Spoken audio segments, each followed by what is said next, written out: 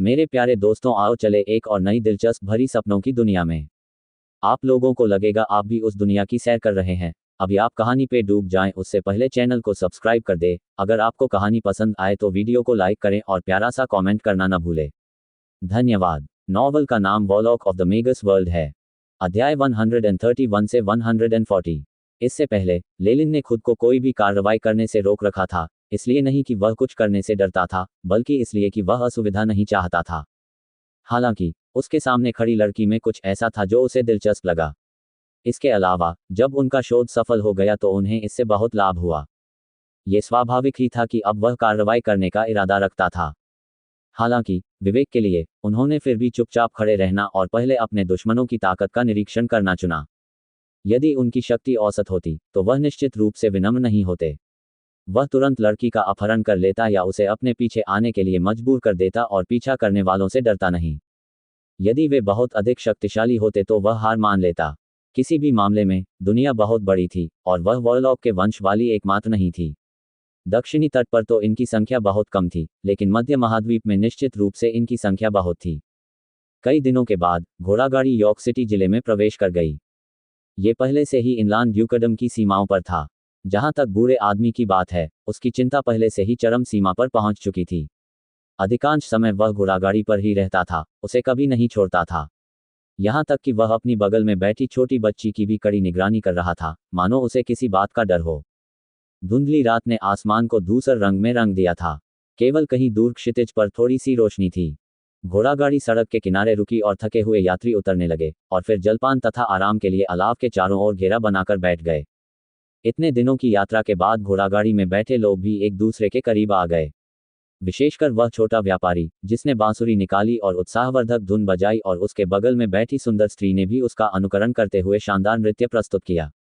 वहां कई मध्यम आयु वर्ग के पुरुष थे जिन्होंने अपनी बोरियों से शराब की कुप्पी निकाली और सुंदर महिला के पास जाकर उससे प्रसन्नता व्यक्त की। जहां तक उस महिला का प्रश्न है तो वह हंसते हुए बोली, ऐसा प्रतीत होता है कि उसने इन आवेदकों को अस्वीकार नहीं किया था। जब माहौल चरम पर पहुंच गया तो लोग नाचने गाने लगे। यहां तक कि घोड़े के रखवाले ने भी कई घूंट शराब गटक ली थी और उसकी नाक के सिरे पर लाली की हल्की सी गंध आ रही थी। लेलिन एक पेड़ के तने के सहारे लेटा हुआ था। उसके हाथ में शराब की बोतल थी जिससे वह कभी कभी शराब पीता था। उसने घोड़ागाड़ी के अंदर एक नज़र डाली और मुस्कुराया। यद्यपि आज रात आसमान पहले ही धुंधला हो चुका था, फिर भी बूढ़े ने गाड़ीवान से आगे बढ़ने का आग्रह किया। हालांकि आधी रात में यात्रा करना बेहद खतरनाक था, इसलिए इस सुझाव को गाड़ी चालक और सभी यात्रियों ने अस्वीकार कर दिया। उस समय उस बूढ़े व्यक्ति की अभिव्यक्ति सचमुच देखने लायक थी।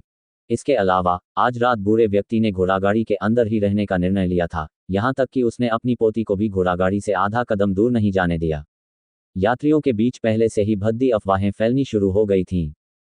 हालांकि लेलिन जानता था कि अपनी पोती के साथ दादा बनने का नाटक करने वाला यह जोड़ा पीछा करने वालों से डरता था, इसीलिए वे घोड़ागाड़ी में छिप गए। स्थिति को देखते हुए ऐसा लग रहा था कि पीछा करने वाले भी लगभग आ ही रहे थे। नहीं, वे पहले से ही यहाँ थे। लेलिन ने अपना सिर घुमाया और एआई चिप की मदद से उसने कई अनुचरों को देखा जो अपनी ऊर्जा तरंगों के विकिरण को रोक नहीं पाए थे और एक अंधेरे कोने में छिपे हुए थे। ऊर्जा तरंगों की ताकत को देखते हुए वे सभी स्तर 3 के अनुचर थे। टकराना एस्टरिस्क। एक लाल तीर छोड़ा गया और वह सीधे एक मांसल अर्धनग्न व्यक्ति के मस्तिष्क में जा लगा जो आग के पास नाच रहा था। आह! खून के छींटे पास में खड़ी एक महिला पर पड़े। उसके चेहरे पर सुस्ती छा गई और कई सेकंड बाद ही उसने कान फाड़ देने वाली चीख निकाली। डाकुओं, मदद करना! शिविर में तरह तरह की चीखें गूंजने लगीं। जहां तक गाड़ीवान का प्रश्न है, उसने तुरंत चमड़े का कवच पहन लिया और सिर को पकड़कर बैठ गया तथा बिल्कुल भी नहीं हिला। घोड़ागाड़ी वालों ने पास के डाकुओं से वादा किया था कि वे केवल यात्रियों को ही लूटेंगे। जहां तक ड्राइवरों का सवाल है, डाकू अक्सर उन्हें बिना किसी रोक टोक के जाने देते थे। आखिरकार उनके पास ज्यादा पैसे तो होते नहीं थे। हालांकि आज रात गाड़ी चालक की योजना व्यर्थ हो गई। शियू एस्टरिस्क एक और लाल तीर चलाया गया जो सीधे ड्राइवर की गर्दन में जा लगा। उसने दोनों हाथों से अपनी गर्दन पकड़ ली, उसकी आंखें बाहर निकल आईं और होठों के कोनों से खून बह रहा था। उसका मुंह हवा के लिए बार बार खुलता और बंद होता रहा, मानो वह मरने से पहले आखिरी बार ताजी हवा का आनंद लेना चाहता हो। तीर पर धार लगाने का मंत्र डाला गया है। दिलचस्प। अस्त व्यस्त शिविर के पास लेलिन अभी भी पेड़ के सहारे लेटा हुआ था। उसने शराब का एक और घूंट पी लिया। उसके चेहरे पर उदासीनता दिख रही थी। इस समय उसका ढीला व्यवहार वर्तमान स्थिति से बिल्कुल अलग था, फिर भी कोई भी उस पर ध्यान नहीं दे रहा था। दूसरे तीर से शिविर में स्पष्टतः अधिक अराजकता फैल गई। चाहे वे पुरुष हों या महिला, युवा हों या वृद्ध, वे सभी बेतहाशा भाग रहे थे। कई मिनट बाद वह शिविर स्थल, जहां कभी जीवंत और उल्लासमय वातावरण था, अब वहां केवल चिंगारीदार अलाव और कुछ शराब की कुप्पियां थीं, जिन्हें वहां से हटा दिया गया था। धमाका। एस्टरस जंगल के भीतर से काले वस्त्र पहने 3 आकृतियां प्रकट हुईं। लेलिन की उत्कृष्ट दृष्टि ने उसे इस तिकड़ी की उपस्थिति को स्पष्ट रूप से देखने की अनुमति दी। वहां 2 पुरुष और 1 महिला थे, सभी की उम्र मध्यम थी। महिला ने लिपस्टिक की बहुत मोटी परत लगा रखी थी, जिसे देखकर ऐसा लग रहा था जैसे उसने अभी अभी खून पी लिया हो। ये तीनों स्पष्टतः किसी अकादमी के छात्र नहीं थे। उनकी पोशाकें साधारण थीं, तथापि उनके वस्त्रों पर एक डोडो पक्षी की छवि बनी हुई थी, जो परिवार का प्रतीक प्रतीत होती थी। ये एक परिवार द्वारा पोषित अनुचर थे। उनमें से कुछ मैगी परिवारों से थे, जिनकी योग्यताएं कमजोर थीं, उन्हें अकादमियों में स्वीकार नहीं किया जा सका, इसलिए उनका पालन पोषण केवल उनके परिवारों द्वारा ही किया जा सका। उनमें से अधिकतर लोग स्तर 3 के अनुयायी तक भी आगे नहीं बढ़ सके, इसलिए उनमें से अधिकतर स्तर 1 के अनुयायी या स्तर 2 के अनुयायी ही बने रहे। ये तीनों जो स्तर 3 के अनुचरों तक आगे बढ़ने में सक्षम थे, या तो उनकी योग्यता अच्छी थी या उन्हें अकादमी से निकाल दिया गया था या वे स्नातक हो चुके थे। माइल्स, बाहर आओ, हम जानते हैं कि आप घोड़ागाड़ी के अंदर हैं। उन तीनों ने घोड़ागाड़ी को घेरने के लिए त्रिकोणीय संरचना बना ली, और एक चांदी के बालों वाला आदमी आत्मसंतुष्ट होकर हंसने लगा। धमाका। एस्टरिस्क। उसने जो उत्तर दिया वह एक जलता हुआ लाल आग का गोला था। पापा। एस्टरिस्क जैसे ही अधेड़ उम्र के व्यक्ति ने आग के गोले को चकनाचूर किया, घोड़ागाड़ी अचानक टूट गई और एक काली आकृति, जिसके निचले शरीर पर एक छोटी आकृति लिपटी हुई थी, तेजी से उस जगह से निकल गई जिसे अधेड़ उम्र के व्यक्ति ने उजागर किया था। भागने की सोच रहे हो?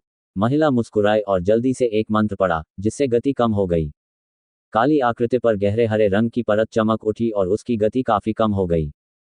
शियू। तीसरे व्यक्ति की आंखें चमक उठी, जिसके हाथ में धनुष था, और उसने तुरंत ही दूसरा लाल तीर चलाया। पू। एस्टरिस्क तीर काले व्यक्ति की बाईं छाती में घुस गया, जिससे उसमें से ताज़ा खून बहने लगा। काली आकृति कराह उठी और जमीन पर गिर पड़ी, जिससे सफेद दाढ़ी वाले बूढ़े का चेहरा प्रकट हो गया। दौड़ना, तुम दौड़ते क्यों नहीं रहते? वह व्यक्ति, जो पहले भी आग के गोले का निशाना बना था, दयनीय स्थिति में था। जमीन पर पड़े बूढ़े व्यक्ति को देखकर उसके चेहरे पर दुष्टता छा गई और उसने एक घुमावदार ब्लेड निकाला तथा बूढ़े माइल के बाएं पैर पर वार कर दिया। काचा। एस्टरिस्क बूढ़े आदमी का बायां पैर तुरंत काट दिया गया। आह! खून बहने से छोटी बच्ची तुरंत बेहोश हो गई। इतनी सुंदर छोटी बच्ची है, उसे मार डालना कितना दुखद है। जिस व्यक्ति के हाथ में धनुष था, उसने अपने होंठ चाटे और कामुक मुस्कान बिखेरी। तुम पहले मुझे कुछ मजा क्यों नहीं करने देते? यह आपका निर्णय है, हमारे पास अभी भी बहुत समय है। ये बहुत स्पष्ट था कि इन तीनों अनुचरों को बूढ़े माइल्स के प्रति कोई सम्मान नहीं था। वे अत्यंत निश्चिंत थे और उन्होंने अपनी सुरक्षा पूरी तरह से कर ली थी। दरअसल यही हकीकत थी। माइल्स केवल स्तर 3 का अनुयायी था और वह छोटी लड़की तो अनुयायी भी नहीं थी। इस तरह की लाइन आपको केवल एक स्तर 3 अनुयायी भेजकर आसानी से नष्ट किया जा सकता है। ये केवल अतिरिक्त आश्वासन के लिए था कि ऐसे 3 अनुचर भेजे गए थे। जब धनुर्धारी ने अश्लीलता से मुस्कुराया, तो एक आलसी आवाज सुनाई दी। मैं कहता हूं, तुम लोग मुझे भूल गए हो। लेलिन ने फ्लास्क फेंक दिया और तीखी आवाज में अपना परिचय दिया। तुम सचमुच भागे नहीं थे? दूसरा पुरुष अनुचर कुछ हद तक हैरान था। क्या सामान्यतः किसी की हत्या होते देखने के बाद लोगों की प्रतिक्रिया भाग जाने की नहीं होती? इस प्रकार के जादूगरों से मुठभेड़ की तो बात ही छोड़िए। ठीक है, मैं इस बूढ़े आदमी का पीछा करके अपनी मांसपेशियों को ढीला करना चाहता हूं। उसे मेरे पास छोड़ दो। उनमें से एकमात्र महिला अनुचर ने सुंदर लेलिन को देखा और उसकी आंखें चमक उठीं। उसका मुंह भारी लिपस्टिक के कारण खुलता और बंद होता रहा, मानो वह लेलिन को तुरंत निगल जाना चाहती हो। अभी वॉरलॉक बनने के बाद लेलिन का आकर्षण कारक काफी बढ़ गया था। रास्ते में उसे कई लड़कियां मिली जो उस पर प्यार भरी नजरें डालती थीं। हालांकि इस तरह की बुजुर्ग महिला से मिलकर उन्हें घृणा महसूस हुई। माफी चाहता हूं, लेकिन मुझे आंटियों में कोई दिलचस्पी नहीं है। लेलिन ने बहुत ईमानदारी से बात की, जिससे इस महिला अनुचर का चेहरा लाल हो गया। बच्चा, मैं तुम्हें धरती पर सबसे असहनीय दर्द का अनुभव कराऊंगा। 1 घंटे बाद, यदि तुम मेरे सामने कुत्ते की तरह दंडवत नहीं करोगे, तो मैं तुम्हें सराहूंगा।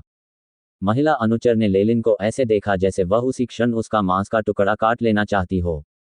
इसकी कोई जरूरत नहीं है। अगर तुम अभी मेरे सामने कुत्ते की तरह दंडवत नहीं करोगे, तो मैं तुम्हें सराहूंगा। लेलिन की आंखें बर्फीली चमक से चमक उठी जब उसने छुपने का जादू हटा दिया। एक विशाल बल क्षेत्र ने तुरंत ही घोड़ागाड़ी वाले क्षेत्र को घेर लिया। का आधिकारिक जादूगर। तीनों में से पुरुष नेता की आंखें बाहर निकल आईं और वह कमजोर होकर जमीन पर गिर पड़ा। लो भगवान, कृपया हमारे आकस्मिक हस्तक्षेप को क्षमा करें। धनुर्धर अनुचर को भी अब छोटी लड़की को अपवित्र करने में कोई रुचि नहीं थी। वह तुरंत लेलिन के सामने घुटनों के बल बैठ गया और उस शापित कुतिया को हजारों लाखों बार कोसने लगा। कैसा है? लेलिन ने उस महिला अनुचर को खिलवाड़ भरे भाव से देखा। लो लो लो। महिला अनुचर भी जमीन पर गिर पड़ी, उसके जबड़े कांप रहे थे, वह एक भी शब्द नहीं बोल पा रही थी। प्रभु, हम येल परिवार से हैं। हमारे परिवार का मुखिया भी आधिकारिक तौर पर मैगस है।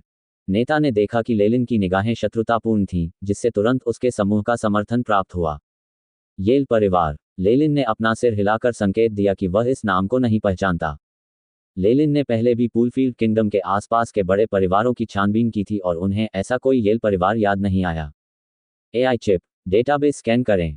बीप। येल परिवार इनलैंड ड्यूकडम के डेनिस प्रांत में स्थित है। परिवार के मुखिया का नाम सैम येल है। मूलतः वह सेज गोथम हट के एक अनुयायी थे तथा 30 वर्ष की आयु में वे आधिकारिक मैगस बन गए। सूचना स्रोत मैगी परिवारों का इतिहास, पृष्ठ 1928। एक अत्यंत सरल परिचय। एआई चिप पर दर्ज जानकारी से ऐसा प्रतीत होता है कि यह एक नवस्थापित मैगस परिवार था जो पूरी तरह से एक ऐसे मैगस पर निर्भर था जो एक अनुयायी के रूप में आश्चर्यजनक रूप से आगे बढ़ चुका था। ये लिलीटेल परिवार से तुलना योग्य नहीं था तथा विकी के परिवार से केवल थोड़ा ही अधिक मजबूत था। उन्हें ज्यादा समर्थन नहीं मिला और मैगस वर्ल्ड द्वारा उन्हें आसानी से नवधनादियों की श्रेणी में रखा गया। इंतजार। मेरे पास हमारे परिवार के मुखिया की गुप्त छाप है। ये देखकर कि लेलिन कार्रवाई करने वाला था, नेता ने तुरंत चिल्लाया और अपने कपड़े फाड़ दिए। गुप्त छाप। लेलिन ने अपना सिर हिलाया और अपनी हरकतें बंद कर दीं। गुप्त छाप के लिए यह तथाकथित तकनीक एक उपकरण था जिसका उपयोग आधिकारिक मैगी संचार के लिए करते थे। प्रत्येक नवोन्नत अधिकारी मैगस स्वयं का प्रतिनिधित्व करने के लिए एक विशेष चिन्ह डिजाइन करने में सक्षम होगा। भविष्य में वे संचार के लिए अपनी गुप्त छाप छोड़ सकते हैं। जहां तक कुछ मागी का प्रश्न है, तो वे अपने परिवार के सदस्यों या दासों पर भी इसे अंकित कर देते थे ताकि उन्हें दी गई सत्ता का प्रतिनिधित्व कर सकें। लेलिन ने अपने लिए एक छाप तैयार की थी। ये एक वृत्त में घिरा हुआ उल्टा त्रिभुज था। त्रिकोण पर एक काला सांप था जो ऊपर तक फैला हुआ था। नेता की छाती पर नीले डोडो पक्षी के सिर की छवि प्रकाश के साथ चमक रही थी। ऐसा प्रतीत होता था कि सिर तक संचार आरंभ करने के लिए अत्यधिक आध्यात्मिक बल और जादुई शक्ति की आवश्यकता थी। कुछ ही मिनटों बाद नेता का चेहरा एकदम पीला पड़ गया। सौभाग्यवश, इससे पहले कि नेता और अधिक सहन करने में असमर्थ होता, नीली रोशनी चमक उठी और एक नीला डोडो पक्षी उसकी छाती से उड़कर उसके कंधे पर बैठ गया। सुली, क्या तुम मुझसे कुछ मिलना चाहती हो? ऐसा लग रहा था कि डोडो पक्षी ने लेलिन को नहीं देखा और तुरंत नेता से सवाल किया। वह, सर, यह इस तरह है। उस नेता ने जल्दी से डोडो पक्षी के कान में कुछ फुसफुसाया और उसे संक्षेप में सारी घटना बताई। गुप्त छाप की अपनी सीमाएं थीं और वह केवल आवाज़ों को ही प्रक्षेपित कर सकती थी, छवियों को नहीं। इसके अलावा, जब दूरी बहुत अधिक हो जाती थी, तो संचार टावर की सहायता के बिना आवाज़ भी नहीं भेजी जा सकती थी। नमस्ते, युवा विशेषज्ञ। डोडो पक्षी ने लेलिन का स्वागत किया। येल परिवार के मुखिया सैम येल से मिलना सम्मान की बात है। लेलिन ने अपना मुंह खोला, उसकी आवाज़ कर्कश और भारी थी। ये स्पष्टतः एआई चिप की मदद से बदला गया था। जिन परिवार के सदस्यों की मूर्खता के कारण आपको ठेस पहुंची है, मैं उनकी ओर से क्षमा मांगता हूं। नीला डोडो पक्षी पहले ही उड़कर नेता की छाती में चला गया था और एक टैटू में बदल गया था जो जीवित लग रहा था। वास्तव में उन्होंने मुझ जैसे आधिकारिक जादूगर को अपमानित करने का साहस किया, इसलिए उन्हें इसकी कीमत चुकानी होगी। लेलिन की आवाज में हत्या की मंशा निहित थी।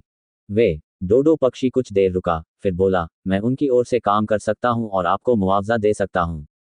मुआवजा? लेलिन जोर से हंसने लगा। क्या आप मुझसे मजाक कर रहे हैं? अच्छा नहीं, भागो। नेता ने यह नहीं सोचा कि लेलिन ने सिर पर जरा भी ध्यान नहीं दिया, क्योंकि वह जल्दी से पीछे हट गया। मुझे अपमानित करने के बाद भी तुम जाना चाहते हो? लेलिन की आंखें लाल हो गई और कई लाल आग के गोले छोड़े गए, जिससे वे तीनों, जो समय रहते बच नहीं सके, राख के ढेर में बदल गए। सरकारी जादूगरों के सामने अनुचरों की शक्ति कागज की तरह भंगुर थी। जहां तक गुप्त छाप का सवाल है, जो एक संचार उपकरण था, स्वाभाविक रूप से वह किसी भी हमले का संदेश भेजने में असमर्थ था। गुप्त छाप की सीमाओं का दुरुपयोग करके लेलिन ने उन्हें मारने का विकल्प चुना। वैसे भी एआई चिप के परिवर्तन से उसकी आवाज छिप गई थी, इसलिए सैम उसे कभी नहीं ढूंढ पाएगा। इसके बजाय इन अनुयायियों को जीवित रखने से उसके लिए आसानी से मुसीबत खड़ी हो सकती थी। इसके अलावा वह इनलान ड्यूकडम में रहना नहीं चाहते थे। एक बार वह वहां से चले गए तो दूसरा पक्ष भी इस बारे में कुछ नहीं कर सकेगा। दादा दादी और पोते पोती की ओर बढ़ते हुए छोटी बच्ची अभी भी बेहोश थी, उसके चेहरे पर कई आंसू थे। प्रभु प्रभु मैगस, बूढ़े व्यक्ति के चेहरे पर आश्चर्य का भाव था। जाहिर है उसने कभी नहीं सोचा था कि उसी घोड़ागाड़ी पर सवार यह व्यक्ति वास्तव में एक आधिकारिक मैगस था। लेलिन नीचे बैठ गया और बूढ़े के घावों की जांच की।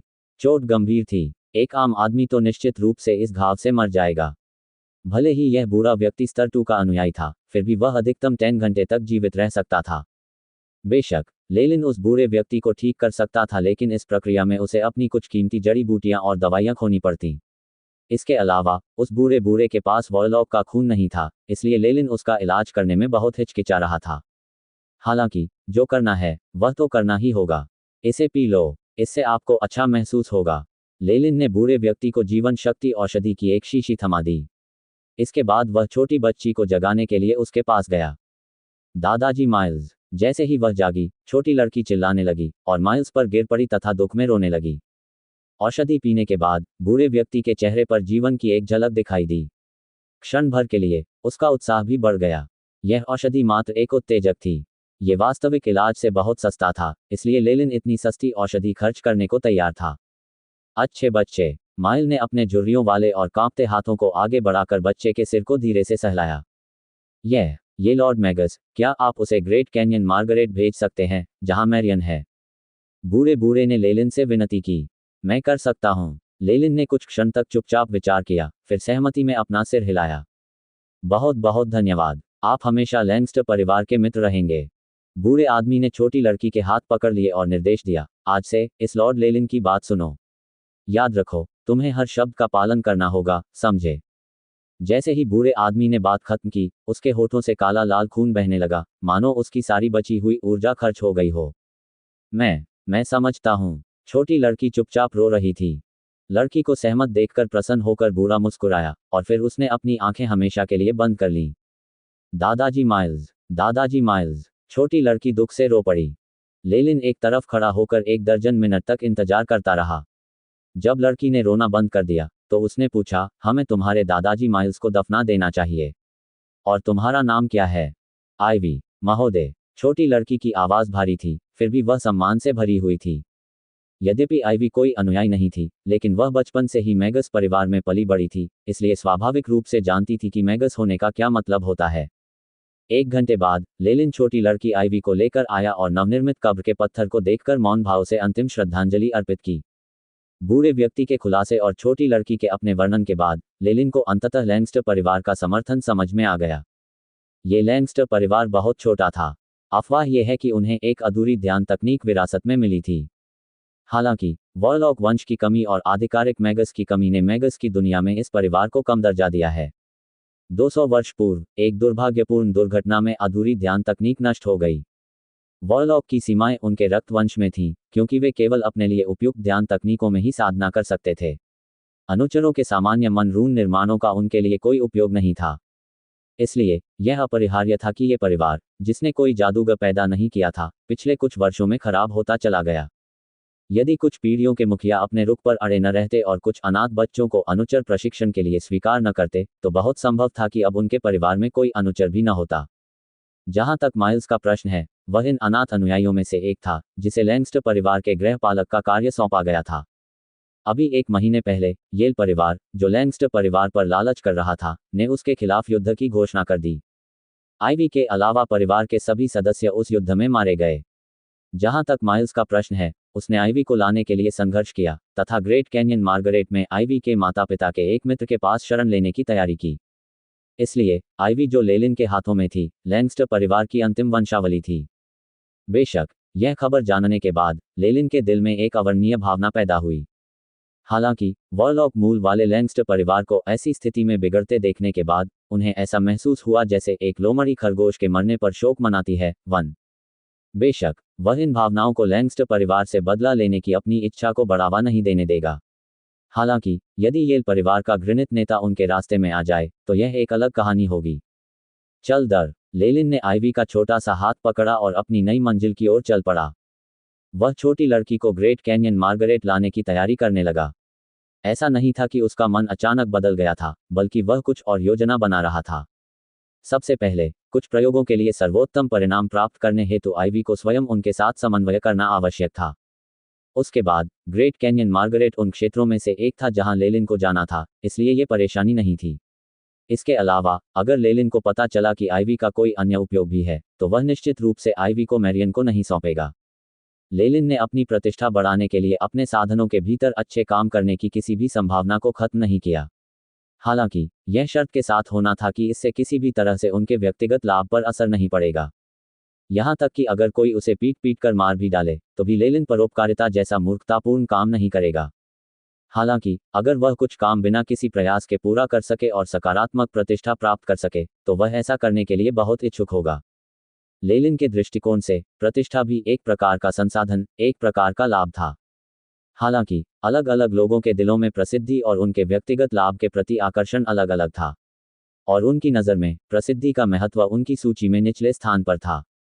एक और बात, मुझे आपके परिवार की रक्त संबंधी में कुछ रुचि है। मुझे कुछ प्रयोगों में आपके साथ समन्वय की आवश्यकता है, क्या आप समझते हैं? जैसे जैसे आकाश में अंधेरा छाने लगा, लेलिन की आंखों में एक हरे रंग का दृश्य दिखाई देने लगा। इससे उसे दिन के समय की तुलना में और भी बेहतर देखने की सुविधा मिली। जब वह बोला, लेलिन ने महसूस किया कि आइवी के हाथ स्पष्ट रूप से कांप रहे थे। जैसी आपकी इच्छा, भगवान। कोट। काफी देर बाद आइवी ने कांपती आवाज में जवाब दिया, मुझे बुद्धिमान और आज्ञाकारी बच्चे बहुत पसंद हैं। आइवी की आज्ञाकारिता और परिपक्वता ने लेलिन को सुखद आश्चर्यचकित कर दिया, क्योंकि उसने शुरू में सोचा था कि उसे संभालने के लिए कुछ प्रयास करना होगा। उसने धीरे से आइवी के सिर पर हाथ फेरा और उसे अपनी बाहों में उठा लिया। मालिक। आइवी ने मच्छर की भिनभिनाहट जैसी धीमी आवाज में धीरे से पुकारा। यदि आप इस अंधेरी रात में सड़क साफ नहीं देख पा रहे हैं, तो मैं आपकी मदद कर सकता हूं। अपने सीने में छोटे शरीर की कंपन महसूस करते हुए, लेलिन मुस्कुराया और आइवी की पीठ थपथपाई। उसकी गति बढ़ने के साथ ही वे दोनों तेजी से अंधेरे में गायब हो गए। इस तरह की दृष्टि, क्या ये सांप का है? लेलिन की दृष्टि पन्ना हरे रंग की आभा से प्रभावित थी। यद्यपि रात में अंधेरा था, लेलिन सब कुछ देख सकता था।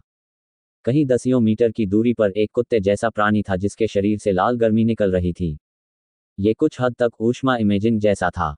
पता चला है कि वॉरलॉक का तथाकथित मार्ग रक्त की उत्पत्ति और व्यक्ति के शरीर के पुनर्निर्माण की प्रक्रिया में निरंतर टैप करना है। लेलिन को कुछ हद तक ये बात समझ में आई कि ऐसा लगता है कि मुझे अपने रूपांतरण पर अधिक समय लगाना होगा। एक जीर्ण शीर्ण शिविर में, शिविर स्थल के मध्य में गाय के चमड़े से बना एक तंबू लगाया गया था, जो देखने में काफी मजबूत लग रहा था। तंबू के पास एक छोटी सी आग जल रही थी, जहां से चमकीली पीली लपटें लगातार ऊपर लटके एक धातु के बर्तन से टकरा रही थीं। इस धातु के बर्तन में मशरूम और बीफ जर्की के कुछ टुकड़ों वाला शोरबा उबल रहा था। आग के चारों ओर कांटेदार शाखाओं के कई टुकड़े रखे हुए थे, जिनका उपयोग कई छोटी मछलियों को भूनने के लिए किया गया था। वहां कुछ बारबेक्यू किया हुआ मांस भी था, जिसमें से छोटे छोटे बुलबुले निकल रहे थे, तथा सुनहरी पीली चिकनाई लगातार नीचे टपक रही थी, जबकि तड़पते हुए मांस की सुगंध हवा में फैल रही थी। छोटी सी गोरी लड़की एक तरफ बैठी हुई, गर्मागर्म खाने को देख रही थी और अनायास ही उसकी लार टपक रही थी। इसके बाद उसने अपना सिर दूसरी ओर घुमाकर देखा। वहां, घास के एक टुकड़े पर, एक सुंदर, काले बालों वाला आदमी, एक सफेद टाट पर पैर मोड़कर बैठा हुआ ध्यान का अभ्यास कर रहा था। ये व्यक्ति, स्वाभाविक रूप से, लेलिन था। आइवी को काफी दूर तक साथ ले जाने के बाद, उसने थोड़ी देर आराम करने के लिए ब्रेक लिया। यद्यपि लेलिन अपनी वर्तमान ऊर्जा के साथ 7 दिन और रात की यात्रा के बाद भी थका नहीं होगा, लेकिन छोटी लड़की निश्चित रूप से उसके साथ नहीं चल पाएगी। इसके अलावा, उन्हें अपनी उच्च स्तरीय ध्यान तकनीक के साथ साधना करने के लिए हर दिन कुछ समय निकालना पड़ता था। उन्होंने जो ध्यान तकनीक सीखी थी वह कैमोइन की शिष्य ध्यान तकनीक थी, जो उनके वंश के अनुरूप थी। एआई चिप द्वारा रक्त सार के शुद्धिकरण के अलावा, ध्यान में उनकी प्रगति बहुत तेज थी। आंखें आत्मा की खिड़कियां हैं। कैमोइन की पुतली के साथ अपनी दृष्टि को केंद्रित करके, आप खुद को फिर से खोज लेंगे नौको कुरादुस्फर। कैमोइन की शिष्य ध्यान तकनीक की शुरुआत में लेलिन ने यही बात बार बार देखी थी। और अब, लेलिन ने अपनी दोनों आंखें बंद कर ली और महसूस किया कि वह सीधे एम्बर जैसी खड़ी पुतलियों की जोड़ी को देख रहा था।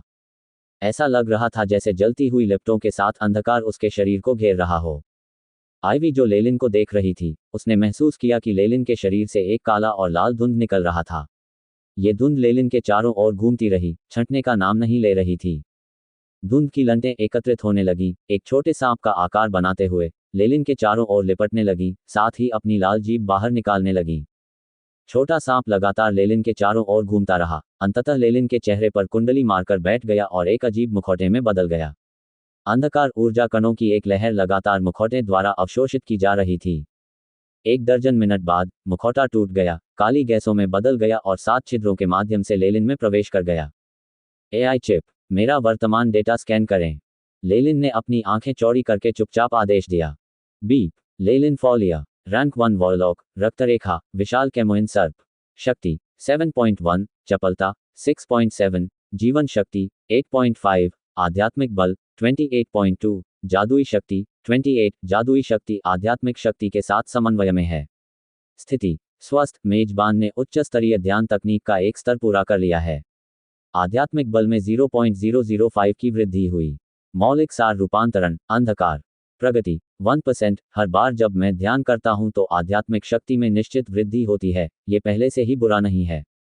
लेलिन ने संतोष में अपना सिर हिलाया। आगे चलकर जादूगरों की आध्यात्मिक शक्ति को बढ़ाना और भी कठिन हो जाएगा। विशेष रूप से आधिकारिक मागी के लिए विज्ञान तकनीकें जो वे अनुचर के रूप में प्रयोग करते थे, अब पूरी तरह अप्रासंगिक थीं। यदि उनके पास उच्च स्तरीय ध्यान तकनीक नहीं होती, तो वे अपनी आध्यात्मिक शक्ति बढ़ाने के लिए केवल बाहरी संसाधनों पर ही निर्भर रह सकते थे। आधिकारिक मैगी पर प्रभाव डालने वाले संसाधन दक्षिणी तट पर भी अत्यंत दुर्लभ थे। इसलिए रैंक 1 मैगस तक आगे बढ़ने के बाद कई मैगी को फिर से आगे बढ़ना बेहद मुश्किल लगा। केवल वे लोग ही अपनी प्रगति को बनाए रखने में सक्षम होंगे जिन्होंने उच्च स्तरीय ध्यान तकनीकों के साथ साधना की होगी। हालांकि उच्च स्तरीय ध्यान तकनीकों का प्रत्येक स्तर अत्यंत चुनौतीपूर्ण था। पहला स्तर अभी भी ठीक था, हालांकि उसके बाद प्रत्येक स्तर पर पहुंचने में सैकड़ों वर्षों का समय लग गया। जहां तक उच्च कोटि की ध्यान तकनीक की विशेषताओं का प्रश्न है, तो आगे बढ़ने पर वे और अधिक कठिन होती जाएंगी। लेलिन के अनुमान के अनुसार तीसरे स्तर के बाद एक मैगस को अगले स्तर तक आगे बढ़ने के लिए हजारों वर्षों की आवश्यकता होती है। इसलिए कई मागी अपना जीवनकाल पूरा होने से पहले समय में आगे नहीं बढ़ सके और ऐसे ही बुढ़ापे से मर गए। एआई चिप, मेरी वर्तमान प्रगति को देखते हुए गणना करें कि मुझे आगे बढ़ने और रैंक 2 वॉरलॉक बनने के लिए मानदंड तक पहुंचने के लिए कितना समय चाहिए। बीप। मिशन की स्थापना, होस्ट का डेटा इकट्ठा करना, अनुमान का अनुकरण करना। मेजबान के वर्तमान आंकड़ों के अनुसार अनुमान है कि 14 वर्ष और 7 महीने में रैंक 2 वॉरलॉक में उन्नति की आवश्यकताएं पूरी हो जाएंगी। एआई चिप की आवाज गूंजी। ये तो काफी लंबा है। हालांकि उन सामान्य मैगी की तुलना में जो सैकड़ों वर्षों में भी आगे नहीं बढ़ सकते, ऐसा लगता है कि मेरी वर्तमान स्थिति बहुत अच्छी है। लेलिन की भौहें सिकुड़ गईं, लेकिन जल्द ही ढीली पड़ गईं। एआई चिप द्वारा किए गए ग्राफिकल विश्लेषण से पता चलता है कि उच्च श्रेणी की ध्यान तकनीक से होने वाली आध्यात्मिक शक्ति में वृद्धि भी एक निश्चित सीमा तक पहुंचने के बाद धीमी होने लगेगी। इसके अलावा जैसे जैसे वह आगे बढ़ेगा, तत्वसार रूपांतरण की प्रगति धीमी होती जाएगी। यही कारण था कि लेलिन तेजी से आगे नहीं बढ़ सका। एआई चिप के अनुमानों और विशालकाय सर्प की पुस्तक के अंतर्निहित प्रकटीकरण के अनुसार रैंक 2 मैगस उन्नति मानदंड में कम से कम 80 की आध्यात्मिक शक्ति होनी चाहिए और मौलिक सार रूपांतरण 80% से अधिक होना चाहिए। इन दो स्थितियों ने पहले भी कई प्रतिभाशाली अनुयायियों को परेशान किया है। आध्यात्मिक बल की आवश्यकता अभी भी ठीक थी। चाहे वह उच्च कोटि की ध्यान तकनीकों को विकसित करने की बात हो या आध्यात्मिक शक्ति को उत्तेजित करने वाले संसाधनों की बड़ी मात्रा में खोज करने की बात हो, इसे समय के साथ हल किया जा सकता है। हालांकि मूल तत्वों का रूपांतरण एक अलग कहानी थी। सबसे पहले, यदि मैगस ने गलत ऊर्जा कणों का चयन किया, तो उसके लिए 50% के तत्वसार रूपांतरण को पार करना बेहद मुश्किल होगा।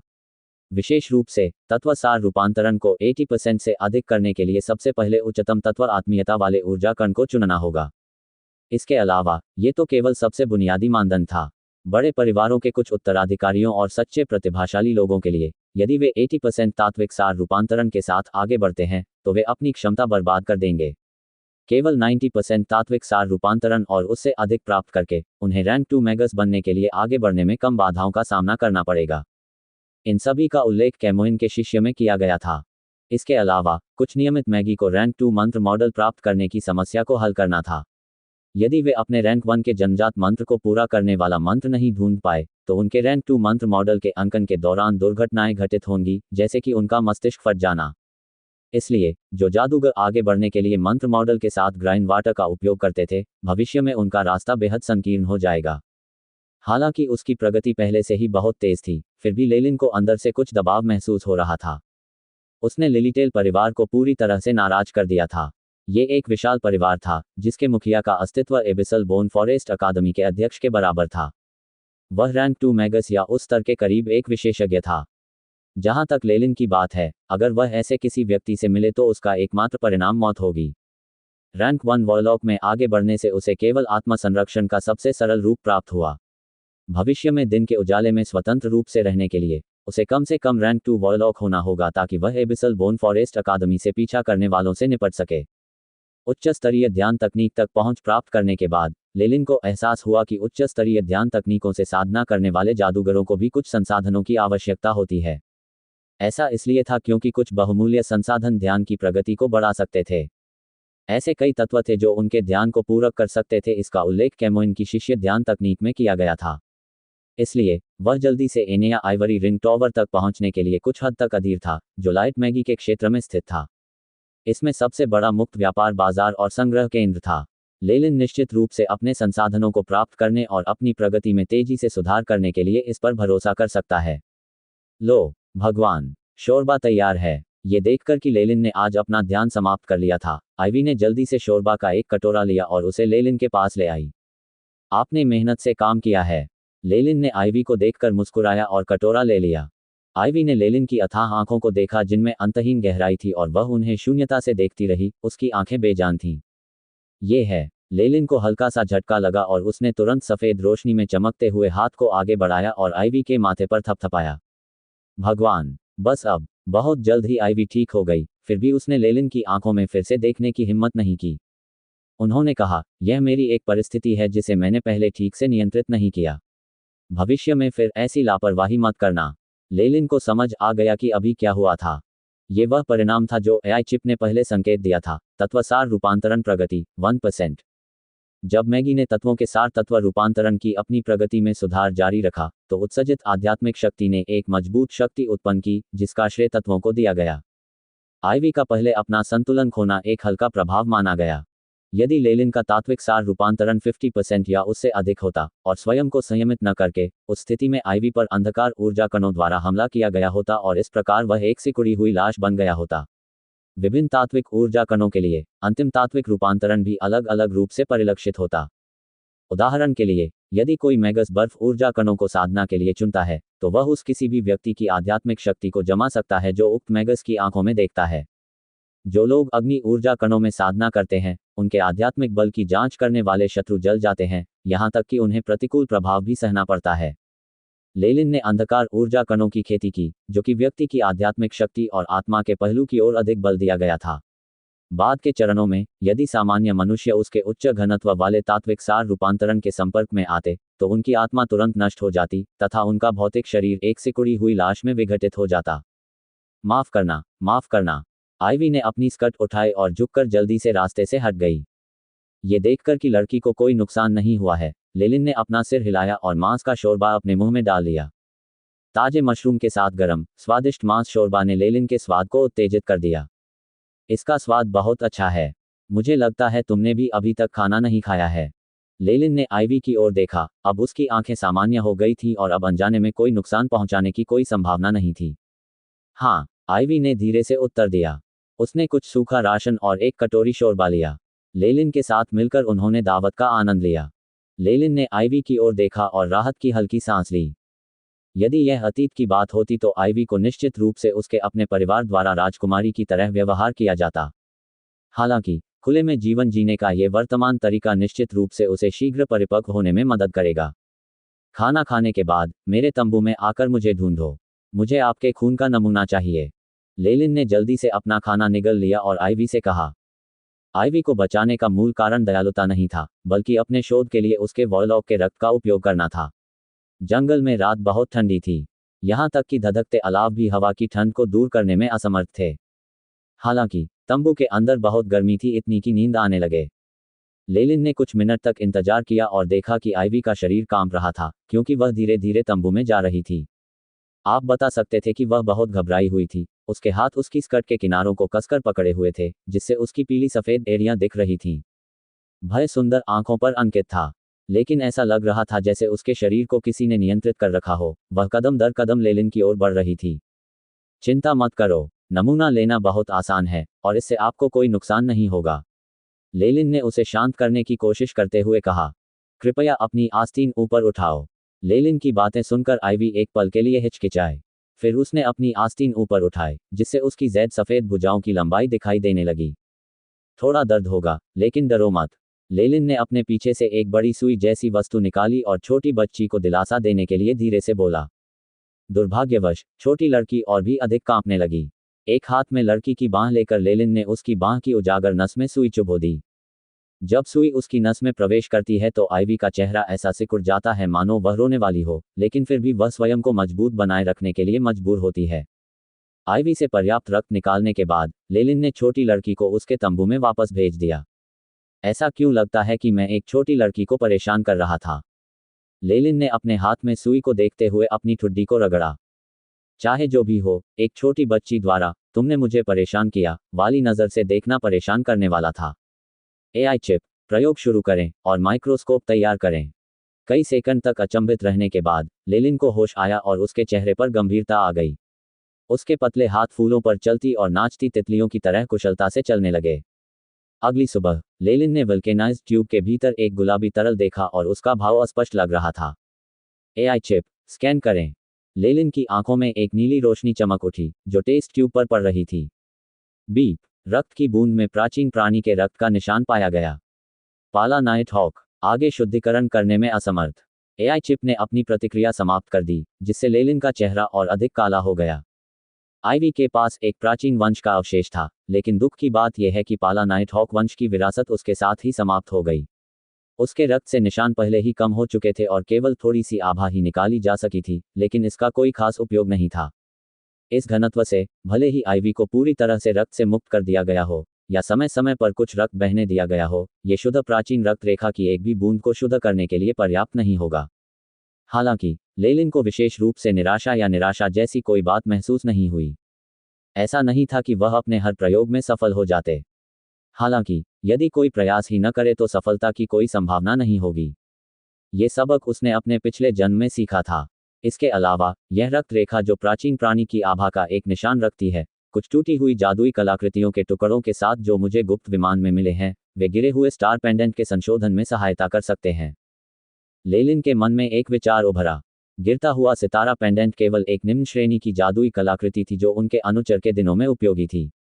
हालांकि लेलिन के लिए अब ये कुछ हद तक कम मूल्य का था। एआई चिप को फॉलेन स्टार पेंडेंट को उन्नत करने की संभावनाओं पर शोध करने का कार्य दिया गया था, और अब ऐसा प्रतीत होता है कि इसने कुछ परिणाम भी दिए हैं। हालांकि लेलिन अब एक वॉरलॉक था। अगर वह उन्नयन के लिए आवश्यक अन्य अवयवों के अलावा रक्त रेखाओं की कुछ शक्ति जोड़ने में सक्षम था, तो ये निश्चित रूप से एक बेहतर क्षमता हासिल करेगा। एआई चिप, इस मिशन को एक उपकार्य के रूप में स्थापित करें। फॉलन स्टार पेंडेंट में आईवी की रिक्त रेखा को जोड़ने की संभावना की गणना करें। बीप, मिशन स्थापित। फॉलन स्टार पेंडेंट को अपग्रेड करने के मिशन के तहत एक सबफोल्डर में वर्गीकृत। एआई चिप ने तुरंत कहा। यद्यपि वह प्राचीन रिक्त रेखा को शुद्ध करने में असमर्थ था, लेकिन उसने एक घटक प्राप्त कर लिया था जो फॉलन स्टार पेंडेंट के उन्नयन को पूरक कर सकता था। लेलिन को लगा कि उसे बहुत बड़ा लाभ हुआ है और इसलिए उसका मूड भी अच्छा हो गया। अगली सुबह उन्होंने नाश्ते के दौरान आइवी का अभिवादन भी किया, जो कि वह कभी कभार ही करते थे। इससे छोटी लड़की भ्रमित और बेचैन हो गई। ये दृश्य देखकर लेलिन मन ही मन हंस पड़ा। नाश्ता करने के बाद लेलिन ने छोटी लड़की को साथ लिया और यात्रा पर निकल पड़ा। यहाँ तक कि एक कस्बे में रुकते समय उन्होंने एक घोड़ागाड़ी भी खरीद ली, ताकि उस छोटी बच्ची की परेशानी को दूर किया जा सके, जिसे पूरे समय पैदल चलना पड़ा था। उन्होंने ऐसा इसलिए किया क्योंकि उनकी ये हरकत दयालुता के कारण नहीं थी। ऐसा इसलिए था क्योंकि छोटी लड़की उसे हर दिन खून उपलब्ध कराती थी, और जब लेलिन खून की पूर्ति के लिए कुछ औषधियां तैयार करता था, तो उसकी मानसिक स्थिति बहुत अच्छी नहीं लगती थी क्योंकि उसका चेहरा मृत लोगों की तरह पीला पड़ गया था। घोड़ागाड़ी खरीदने के बाद लेलिन ने अपना जीवन और भी आराम से व्यतीत किया। वह सूर्योदय के समय यात्रा पर निकलता था और रात में वह पाला नाइट हॉक वंश से सार निकालता रहता था, ताकि फॉलेन स्टार पेंडेंट को उन्नत किया जा सके। भोर की चोटी। हमारी गति के अनुसार हम कल ग्रेट कैनियन मार्गरेट तक पहुंचने में सक्षम होंगे। लेलिन ने एक पर्वत की ओर इशारा किया जिसकी चोटी बादलों के बीच थी और वह अपने पीछे खड़ी आइवी से बात कर रहा था। कोड ... आइवी ने अपने सामने स्थित ऐतिहासिक स्थल को देखा और चुपचाप अपने घुटनों को पकड़ लिया। उसकी पलकें झुकी हुई थीं, उसे समझ में नहीं आ रहा था कि ऐसा भविष्य के भय के कारण हो रहा था या फिर वह घबराहट में था। एकत्रित सामग्री अब पर्याप्त है। मैं आज रात फॉलन स्टार पेंडेंट को अपग्रेड करूंगा, लेलिन ने सोचा। स्वाभाविक रूप से उन्होंने यात्रा की गति को नियंत्रित किया, इसलिए वे कल ग्रेट कैन्यन मार्गरेट पहुंचने से ठीक पहले पर्याप्त रक्त प्राप्त करने में सक्षम रहे। रात के बीच में चारों ओर का वातावरण अंधेरा और शांत था, और समय समय पर कीड़ों की आवाजें और भेड़ियों की चीखें सुनाई देती थीं। आइवी घोड़ागाड़ी के पास तंबू के अंदर गहरी नींद में थी। वह गहरी नींद में थी, उसकी पलकें लगातार फड़क रही थीं, मानो वह कोई बुरा सपना देख रही हो। उसे इस तरह देखकर लेलिन ने राहत की सांस ली और घोड़ागाड़ी में वापस आ गया। एआई चिप प्रयोग की शुरुआत का अनुकरण करें। लेलिन ने एक प्रकाश मंत्र का जाप किया और घोड़ागाड़ी के अंदरूनी हिस्से को प्रकाशित कर दिया। बीच में एक सपाट मंच पर कई लकड़ी के बक्से रखे हुए थे, जिन पर कुछ उपकरण प्रदर्शित किए गए थे। सबके मध्य में एक चांदी जैसा ग्रे रंग का क्रॉस था, जिस पर रत्नों के कई टुकड़े जड़े हुए थे। यह फॉलन स्टार पेंडेंट का मूल आकार था। जब से वह रैंक 1 वॉरलॉक बन गया था, उसने शायद ही कभी इसका इस्तेमाल किया था।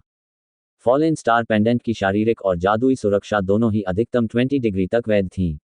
जहां तक किसी आधिकारिक मैगस द्वारा डाले गए रैंक 1 के किसी भी मंत्र का प्रश्न है, तो वह इन सीमाओं को पार कर जाएगा।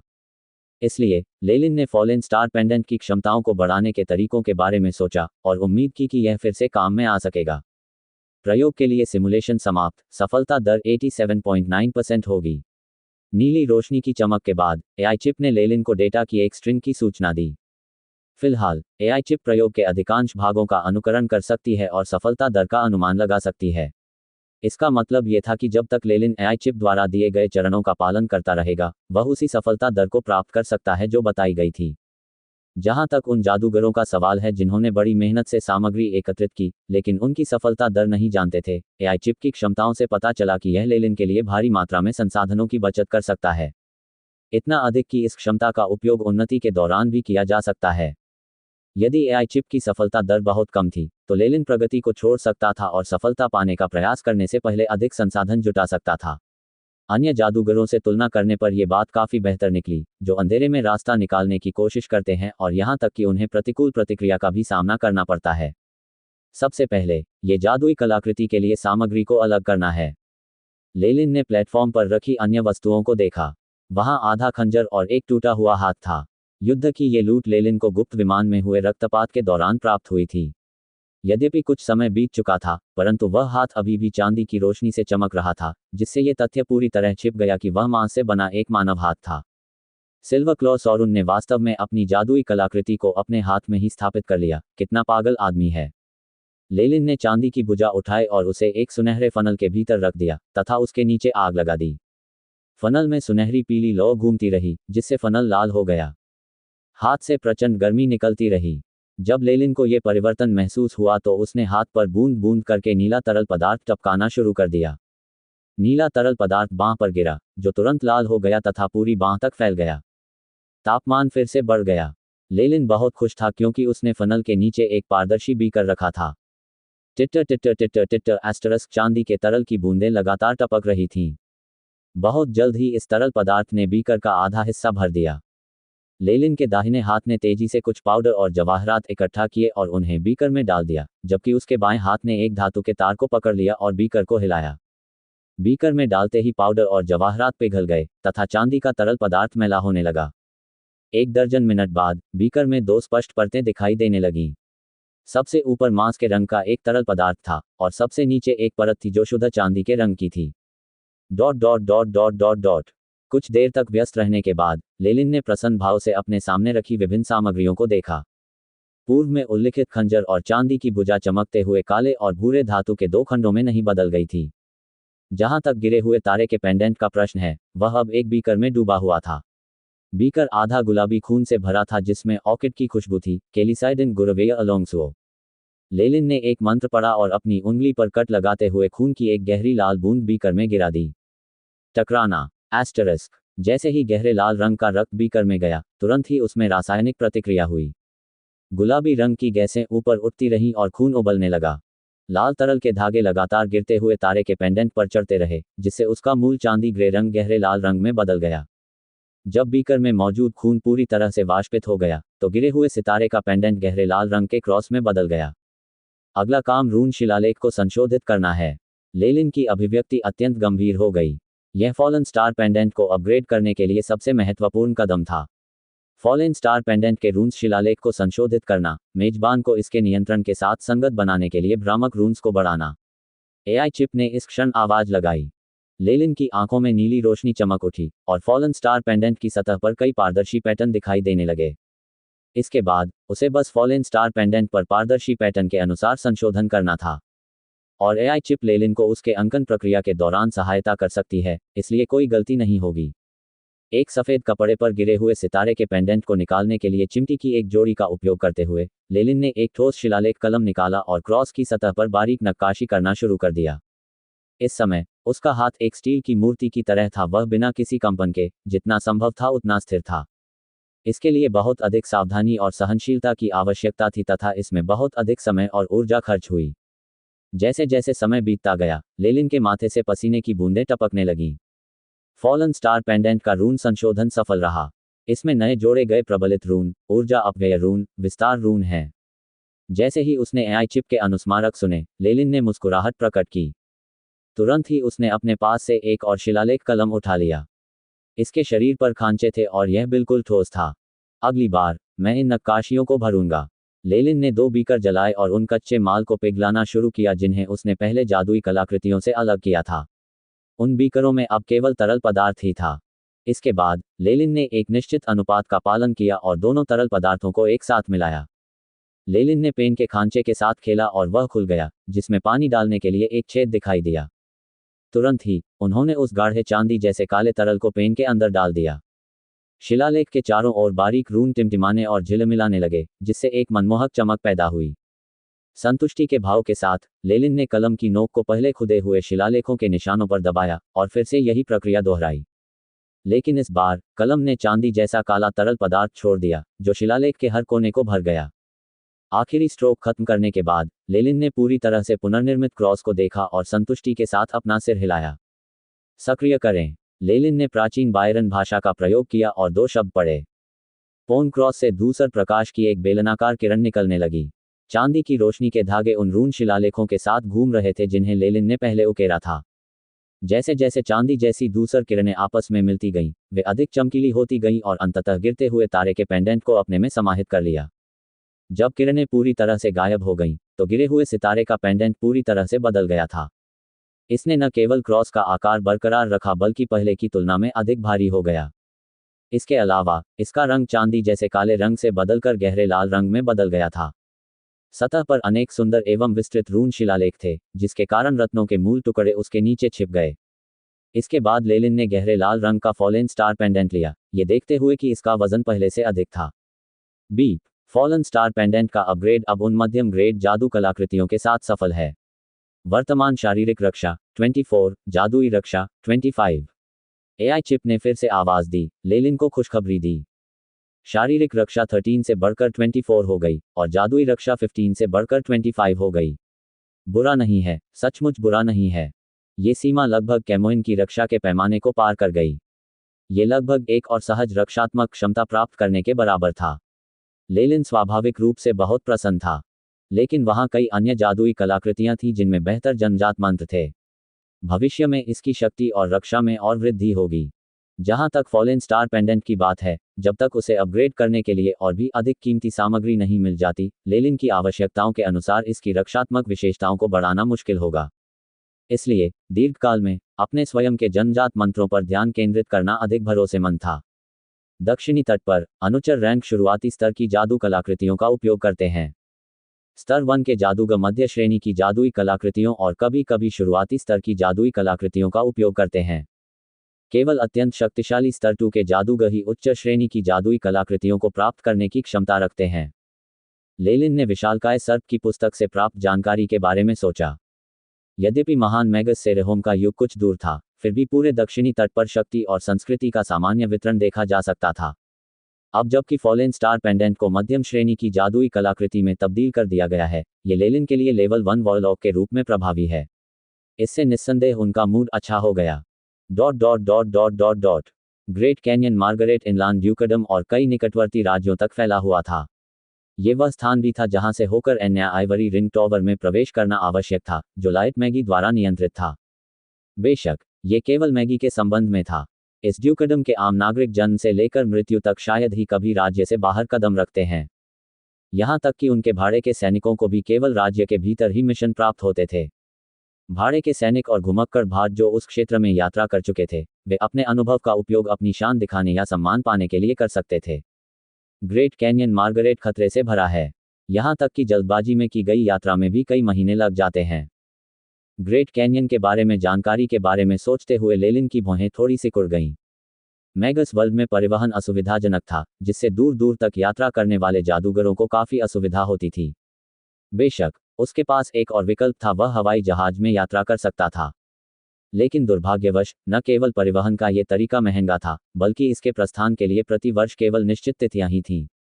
इसके अलावा यात्रियों के लिए कठोर आवश्यकताएं भी थीं। उन्हें गांट के रूप में किसी स्थानीय परिवार या संगठन की आवश्यकता थी।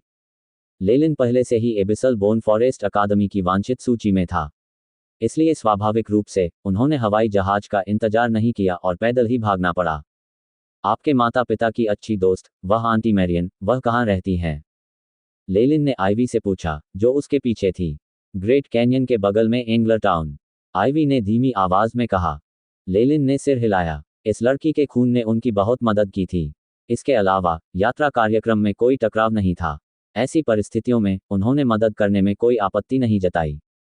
तो ठीक है, मैं तुम्हें सबसे पहले अपनी चाची मैरियन को खोजने के लिए एंग्लर टाउन भेजूंगा, लेलिन ने आइवी को बताया। प्रभु, क्या ये ठीक है अगर मैं आपके पीछे पीछे चलूं? लेलिन ने जो कहा उसके बाद आइवी ने ये प्रश्न पूछने से पहले एक क्षण के लिए चुप्पी साध ली। ओह, लेकिन क्यों? मैंने तुम्हारे साथ अच्छा व्यवहार नहीं किया। लेलिन आश्चर्यचकित था। जब उन्होंने पार किया तो वे कुलीन वर्ग से थे तथा एक सम्मानित मैगस अनुयायी थे। उसने पहले कभी किसी की देखभाल नहीं की थी। इस यात्रा के दौरान आइवी को छोटी सी बीमारी भी हो गई। अगर लेलिन पोषण मास्टर नहीं होता तो चीजें खराब हो जाती। इसके अलावा हर बार लेलिन को आइवी से खून की एक बड़ी ट्यूब लेनी पड़ती थी। वह ये समझ नहीं पा रहा था कि ये लड़की अब भी उसका पीछा क्यों करना चाहती है। शायद मैं बहुत आकर्षक था, या क्या वह इतनी उत्पीड़ित थी कि विकृत भावनाएं उभरने लगीं। लेलिन ने अपनी ठुड्डी को रगड़ते हुए अपनी कल्पना को उड़ान दी। क्या ये बदला लेने के लिए है? लेकिन उसे जल्द ही पता चल गया कि लड़की के मन में क्या है। आइवी ने अपना सिर नीचे झुका लिया और स्पष्टतः मौन सहमति व्यक्त की।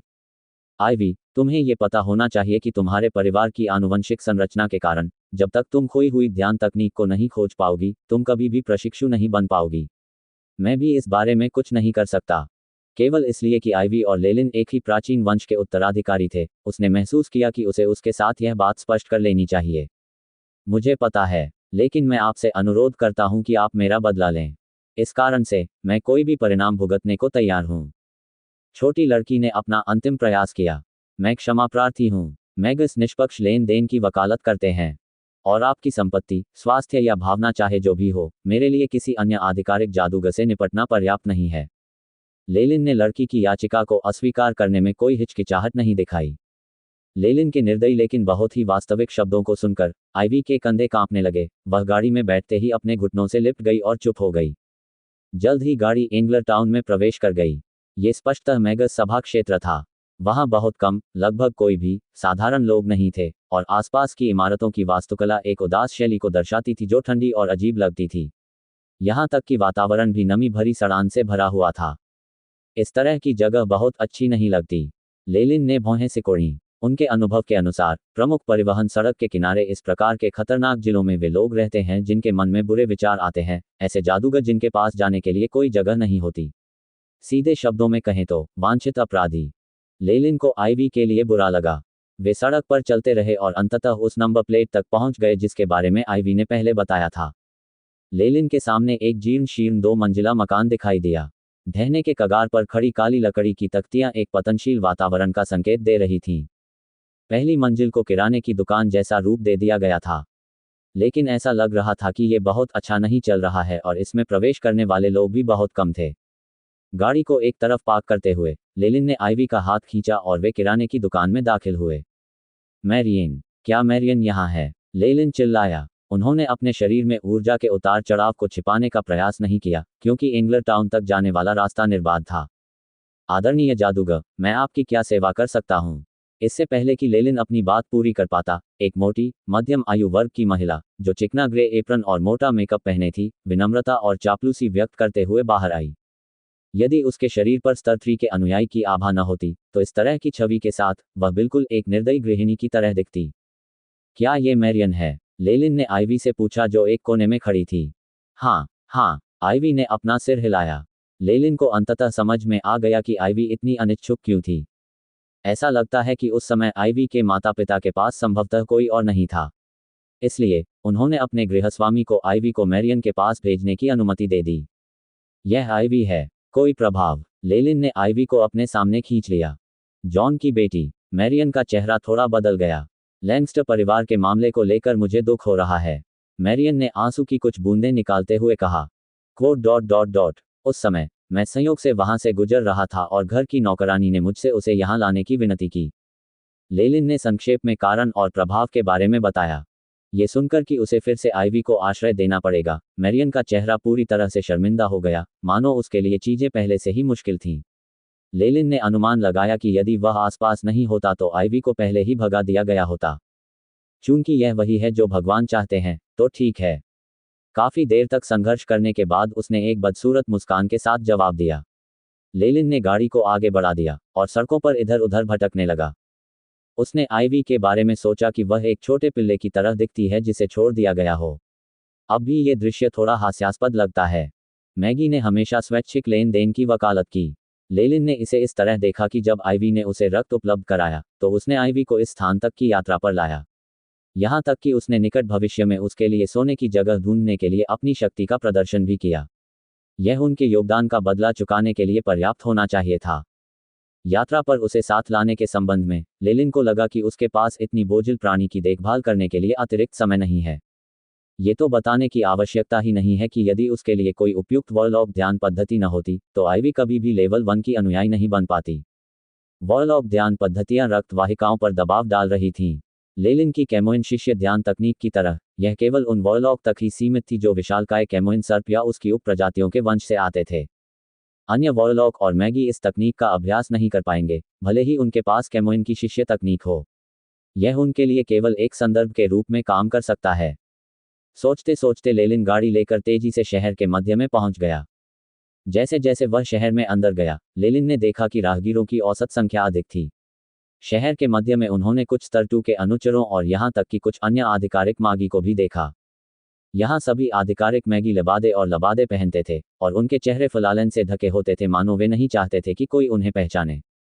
सामान्यतः जो मैगी हवाई जहाज पर सवार होने के बजाय ग्रैंड कैन्यन मार्गरेट से गुजरने का जोखिम उठाते थे, वे आमतौर पर ऐसे व्यक्ति होते थे जिन्हें आपराधिक श्रेणी में रखा गया था और जो भाग रहे होते थे। उनमें से कुछ ने स्थानीय सुरक्षा बलों को नाराज कर दिया था और उन्हें भागने पर मजबूर होना पड़ा था। अन्य लोगों को अपनी जान बचाने के लिए भागना पड़ा क्योंकि किसी को उनकी किसी चीज की लालसा थी। परिणामस्वरूप यहाँ अचानक से पता लगाने वाले मंत्रों का प्रयोग अक्सर एक बड़ी लड़ाई का कारण बन जाता था। लेलिन ने अपनी पहनी हुई क्रिस्टल घड़ी की ओर देखा, जिसकी सुइयां दोपहर के 5 बजने का समय दिखा रही थीं। धीरे धीरे आसमान काला होने लगा और सड़क पर पैदल चलने वालों की संख्या कम हो गई। मध्य स्थित पब के पास पहुंचकर लेलिन ने कुछ सड़े हुए दरवाजे पर दस्तक दी। डोंग डोंग *, एक धीमी सी आवाज पूरी खाली सड़क पर गूंज रही थी, यहां तक कि कुछ कौवों की कांव कांव भी सुनाई दे रही थी। आप कौन हैं? लकड़ी का दरवाजा जल्दी से खुला और एक लंबे बालों वाला आदमी, जिसके बाल बिखरे हुए थे, प्रकट हुआ। लेलिन को आंकने लगा। मैं ग्रेट कैन्यन मार्गरेट से होकर गुजरना चाहता हूं और मैंने सुना है कि मैं पास में ही परिवहन का साधन ढूंढ पाऊंगा। लेलिन ने अपना चेहरा ढकने के लिए कफन का इस्तेमाल किया। अंदर से जो आवाज आई वह कुछ कर्कश लग रही थी। ग्रेट कैन्यन मार्गरेट, क्या आप एक जादूगर हैं? बूढ़े ने उसके सिर पर थपथपाया और तुरंत लकड़ी का दरवाजा खोला। नमस्कार सर, आप जो कहते हैं वह सही है। ब्रोकन एक्स पब एकमात्र स्थान है जहां आप सीटिंग ल्यूपिन वुल्फ को पा सकते हैं। ये बूढ़ा आदमी सिर्फ एक अनुयायी था, लेकिन यह स्पष्ट था कि उसने दुनिया देखी थी और वह जानता था कि किसी स्थिति को कैसे पढ़ना है और खुद को कैसे बचाना है। लेलिन ने अपना सिर हिलाया और ब्रोकन एक्स पब में चला गया। आने से पहले ही उसने पूछताछ कर ली थी। ग्रेट कैन्यन मार्गरेट हमेशा भयानक रेत के तूफानों से घिरा रहता था और इसे पार करने में कई महीने लग जाते थे। इसके अलावा घाटी के क्षेत्रों में बहुत सारे छिपे हुए खतरे भी थे। जहरीले कीड़ों और अन्य खतरनाक दलदलों से भरे होने के कारण वहां घोड़ों का भी उपयोग नहीं किया जा सकता था। यहां तक कि मैगी को भी कुछ सबसे खतरनाक स्थानों पर अपनी जान गंवानी पड़ी थी। इसलिए एक समूह बनाना और सीटेड ल्यूपिन वुल्फ की सवारी करना ग्रेट कैन्यन मार्गरेट को पार करने का एकमात्र तरीका था। ये विशेष पब अत्यंत शांत था, यहां तक कि कुछ हद तक डरावना भी लग रहा था। मंद रोशनी में कुछ विभाजित कमरों में लंबी कुर्सियां रखी गई थीं और आसपास सोफे रखे गए थे। छोटे से कक्ष में 3 दीवारें थीं। केवल बार के सामने वाला भाग ही खुला था, मानो कक्ष दीवार में एक गड्ढा हो। हॉल में कई जादूगर समूहों में बैठे थे और समय समय पर अलग अलग रंग के मादक पेय पी रहे थे। लेलिन ने सुगंध सूंघी और पता चला कि इसमें अल्कोहल की मात्रा बहुत कम थी और इसका उद्देश्य केवल स्वाद बढ़ाना था, नशा बढ़ाना नहीं था। लॉबी में मौजूद जादूगर ज्यादातर लेवल 3 के अनुचर थे। वहां कई आधिकारिक मैगी भी थे। लेलिन एक घोड़े की नाल के आकार के काउंटर के सामने आया, बैठ गया और काले रंग के पश्चिमी दिखने वाले सूट में एक बारटेंडर को देखने लगा। महोदय, क्या आप आइस माउंटेन ब्यूटी चाहते हैं? कई जादूगरों को ये पेय बहुत पसंद है। बारटेंडर ने मुस्कुराकर पूछा। मैं एक कप लूंगा। ये कितने का है? मंद रोशनी में लेलिन का स्वर आलसी लग रहा था। 3 जादुई क्रिस्टल। ये बहुत ऊंची कीमत थी जिसे सामान्य अनुयायी निश्चित रूप से वहन नहीं कर पाते। इसके अलावा केवल जादूगरों की मुद्रा ही स्वीकार की जाती थी। लेलिन ने लापरवाही से अपना सिर हिलाया और बारटेंडर की ओर एक मध्यम श्रेणी का जादुई क्रिस्टल फेंक दिया। मैं सिर्फ एक कप लूंगा। इसके अलावा मैं एक बैठे ल्यूपिन वुल्फ को रोजगार देना चाहता हूं। मुझे जो जानकारी चाहिए वो दे दो, बाकी सब तुम्हारा होगा। बिना कुछ कहे बारटेंडर ने जादुई क्रिस्टल स्वीकार कर लिया। उसके हाथ तेजी से हिल रहे थे, वह अपने हाथ पर रखे चांदी के मिक्सर को हिला रहा था और हवा में कुछ चमकदार चाप बना रहा था। सर, क्या आप ग्रेट कैन्यन मार्गरेट की यात्रा की तैयारी कर रहे हैं? यद्यपि रेत के तूफान थम गए हैं, फिर भी ऐसी अफवाहें हैं कि कैरी गिद्धों के एक झुंड ने एकमात्र आवश्यक पुनःपूर्ति बिंदु की ओर जाने वाले मार्ग पर कब्जा कर लिया है। यात्रा शुरू करने से पहले एक समूह बनाने के बारे में क्या ख्याल है? बारटेंडर ने लेलिन को समझाते हुए मिक्सर को अपने हाथों में हिलाया। करी गिद्ध। लेलिन की भौहें सिकुड़ गईं। यह मैगस दुनिया के रहस्यमय प्राणियों में से एक था। अपनी परिपक्व अवस्था में कैरी गिद्ध स्तर 3 के अनुचर के बराबर था। जहां तक राजा कैरी वल्चर का प्रश्न है, तो उसका अस्तित्व रैंक 1 मैगस के बराबर था। यदि वास्तव में कैरी गिद्धों का ऐसा समूह घाटी की ओर जाने वाले आपूर्ति बिंदु तक जाने वाले एकमात्र मार्ग पर कब्जा कर रहा हो, तो घाटी को पार करने की यात्री की योजना खतरे में पड़ जाएगी। ये सारी बातें जो तुमने कही हैं, वे तुम्हें किसी और ने बताई हैं, है ना? लेलिन ने कोई जवाब नहीं दिया और बारटेंडर को घूरता रहा, फिर अचानक बोल पड़ा। हाँ, कई आधिकारिक मैगी ने पहले ही छोटे छोटे समूह बना लिए हैं, तथा उनमें कुछ सदस्यों की कमी है। इसलिए उन्हें इस क्षेत्र में रहना पड़ा और उन्होंने मुझे उनके लिए एक उपयुक्त सदस्य खोजने का काम सौंपा। बारटेंडर ने मुस्कुराते हुए लेलिन को एक ड्रिंक दी, जिसके ऊपर बड़ी मात्रा में बर्फ थी और नीचे शराब थी। ये बर्फ के पहाड़ जैसा लग रहा था। आपकी आइस माउंटेन ब्यूटी, सर। लेलिन ने गिलास उठाया। उसके चारों ओर पतली बर्फ की परत जम गई थी और अंदर रखी शराब भी कुछ हद तक जम गई थी। ताज़ा कॉकटेल उसके मुंह में गया और ठंड उसके गले से उसके चारों अंगों तक फैल गई। बर्फ जैसी ठंडक कम हो गई और उसके बाद आग जैसी सनसनी महसूस होने लगी। पहले तो ये बहुत हल्का था, लेकिन गर्मी बढ़ती गई और बढ़ती गई, यहाँ तक कि पिछली ठंड भी खत्म हो गई। ठंड और जलन का यह एहसास बेहद अजीब था, वास्तव में 3 जादुई क्रिस्टल की कीमत के लायक। अच्छी शराब। बहुत समय हो गया है जब मैंने इतनी अच्छी शराब पी थी। लेलिन ने एक पल के लिए अपनी आंखें बंद कर लीं, संतुष्टि की सांस छोड़ी और बारटेंडर से कहा, अपने ग्राहक को संतुष्ट करना मेरे लिए सम्मान की बात है। बारटेंडर ने थोड़ा सा सिर झुकाया। अच्छे से। लेलिन ने आइस माउंटेन ब्यूटी का एक और घूंट निगलने से पहले कहा, मैं उनके साथ शामिल होने या न होने पर विचार करने से पहले समूह से मिलना चाहता हूं। बिल्कुल। वास्तव में ये समूह अकेले यात्रियों द्वारा बनाया गया था, इसलिए वे यहां रह रहे हैं। बारटेंडर मुस्कुराया और अपना सिर हिलाया। आधे महीने बाद कई अनुचरों ने बड़े काले भेड़ियों पर सवार 6 आकृतियों को आदरपूर्वक और ईमानदारी से एंग्लर टाउन से बाहर विदा किया। बैठे हुए ल्यूपिन भेड़िए गहरे काले रंग के थे तथा उनके सिर के शीर्ष पर लाल रंग का एक धब्बा था। उनके अग्रपादों पर 2 सुनहरे पीले रंग के छल्ले भी थे, जो उनकी गर्दन से सुरक्षित रूप से जुड़े हुए थे। प्रत्येक भेड़िया 5 मीटर से अधिक लंबा और 2 मीटर चौड़ा था। वे अत्यंत क्रूर दिखते थे तथा उनका प्रत्येक कदम कई मीटर की दूरी तक होता था, इसलिए उनकी गतिविधियां अत्यंत तीव्र थीं। इसके अलावा सीटेड ल्यूपिन वुल्फ की पीठ पर 2 कुबर जैसे उभार थे, जो यात्रियों के आराम करने के लिए उपयुक्त थे। ये बैठे हुए ल्यूपिन भेड़िए ब्रोकन एक्स पब द्वारा प्रति भेड़िया 500 जादुई क्रिस्टल की दर से प्रदान किए गए थे। गंतव्य पर पहुंचने के बाद यात्री उन्हें छोड़ देते थे और वे वापस उसी स्थान पर भाग जाते थे जहां से आए थे। इस समय लेलिन एक भेड़िए की पीठ पर आराम से बैठा हुआ था। वह अपनी आंखें आधी बंद करके आराम करने के अवसर का लाभ उठाते हुए मजबूत और स्वस्थ पीठ पर उठता और लेटता रहा। यद्यपि वह सीटेड ल्यूपिन वुल्फ पर यात्रा कर रहे थे, लेकिन ग्रैंड कैन्यन मार्गरेट को पार करने में उन्हें कम से कम 2 महीने लगेंगे। मार्ग में बहुत सारे खतरे भी थे, इसलिए यह आवश्यक था कि वह अपनी ऊर्जा और शारीरिक शक्ति बचाकर रखें। बारटेंडर के परिचय के बाद उन्होंने उस छोटे समूह के साथ कई बैठकें की, उसके बाद ही उन्होंने उनके साथ शामिल होने का निर्णय लिया। एक अकेले जादूगर के लिए ग्रेट कैन्यन मार्गरेट के घृणित वातावरण का सामना करना बहुत कठिन होगा, और यहां तक कि उन कैरी गिद्धों की निगरानी भी तोड़ना मुश्किल होगा। इसके अलावा लेलिन ने पुष्टि की कि पार्टी के अन्य सदस्य भी उसकी ही तरह की स्थिति में थे। उन्होंने आखिरी समय में पार्टी बनाई थी, इसलिए उन्हें उनके खिलाफ सांठगांठ करने का डर नहीं था। लेलिन के प्रवेश के बाद भी समूह के सदस्यों को लगा कि उनकी सुरक्षा की कोई गारंटी नहीं है। आधे महीने तक इंतजार करने के बाद पिछले दिन ही एक और आधिकारिक मैगस उनके साथ जुड़ गया था और समूह ने रवाना होने का फैसला किया था। उस आधे महीने के दौरान लेलिन कम प्रोफाइल रखते हुए पब में ही रह रहा था। ऐसा हो सकता है कि येल परिवार और लिलीटेल परिवार के पास सुराग खत्म हो गए थे, इसलिए उन्होंने यहां खोज करने का फैसला नहीं किया, जिससे लेलिन एक बड़ी लड़ाई से बच गया। ये सोचते हुए लेलिन ने अपने समूह के सदस्यों पर नजर डाली।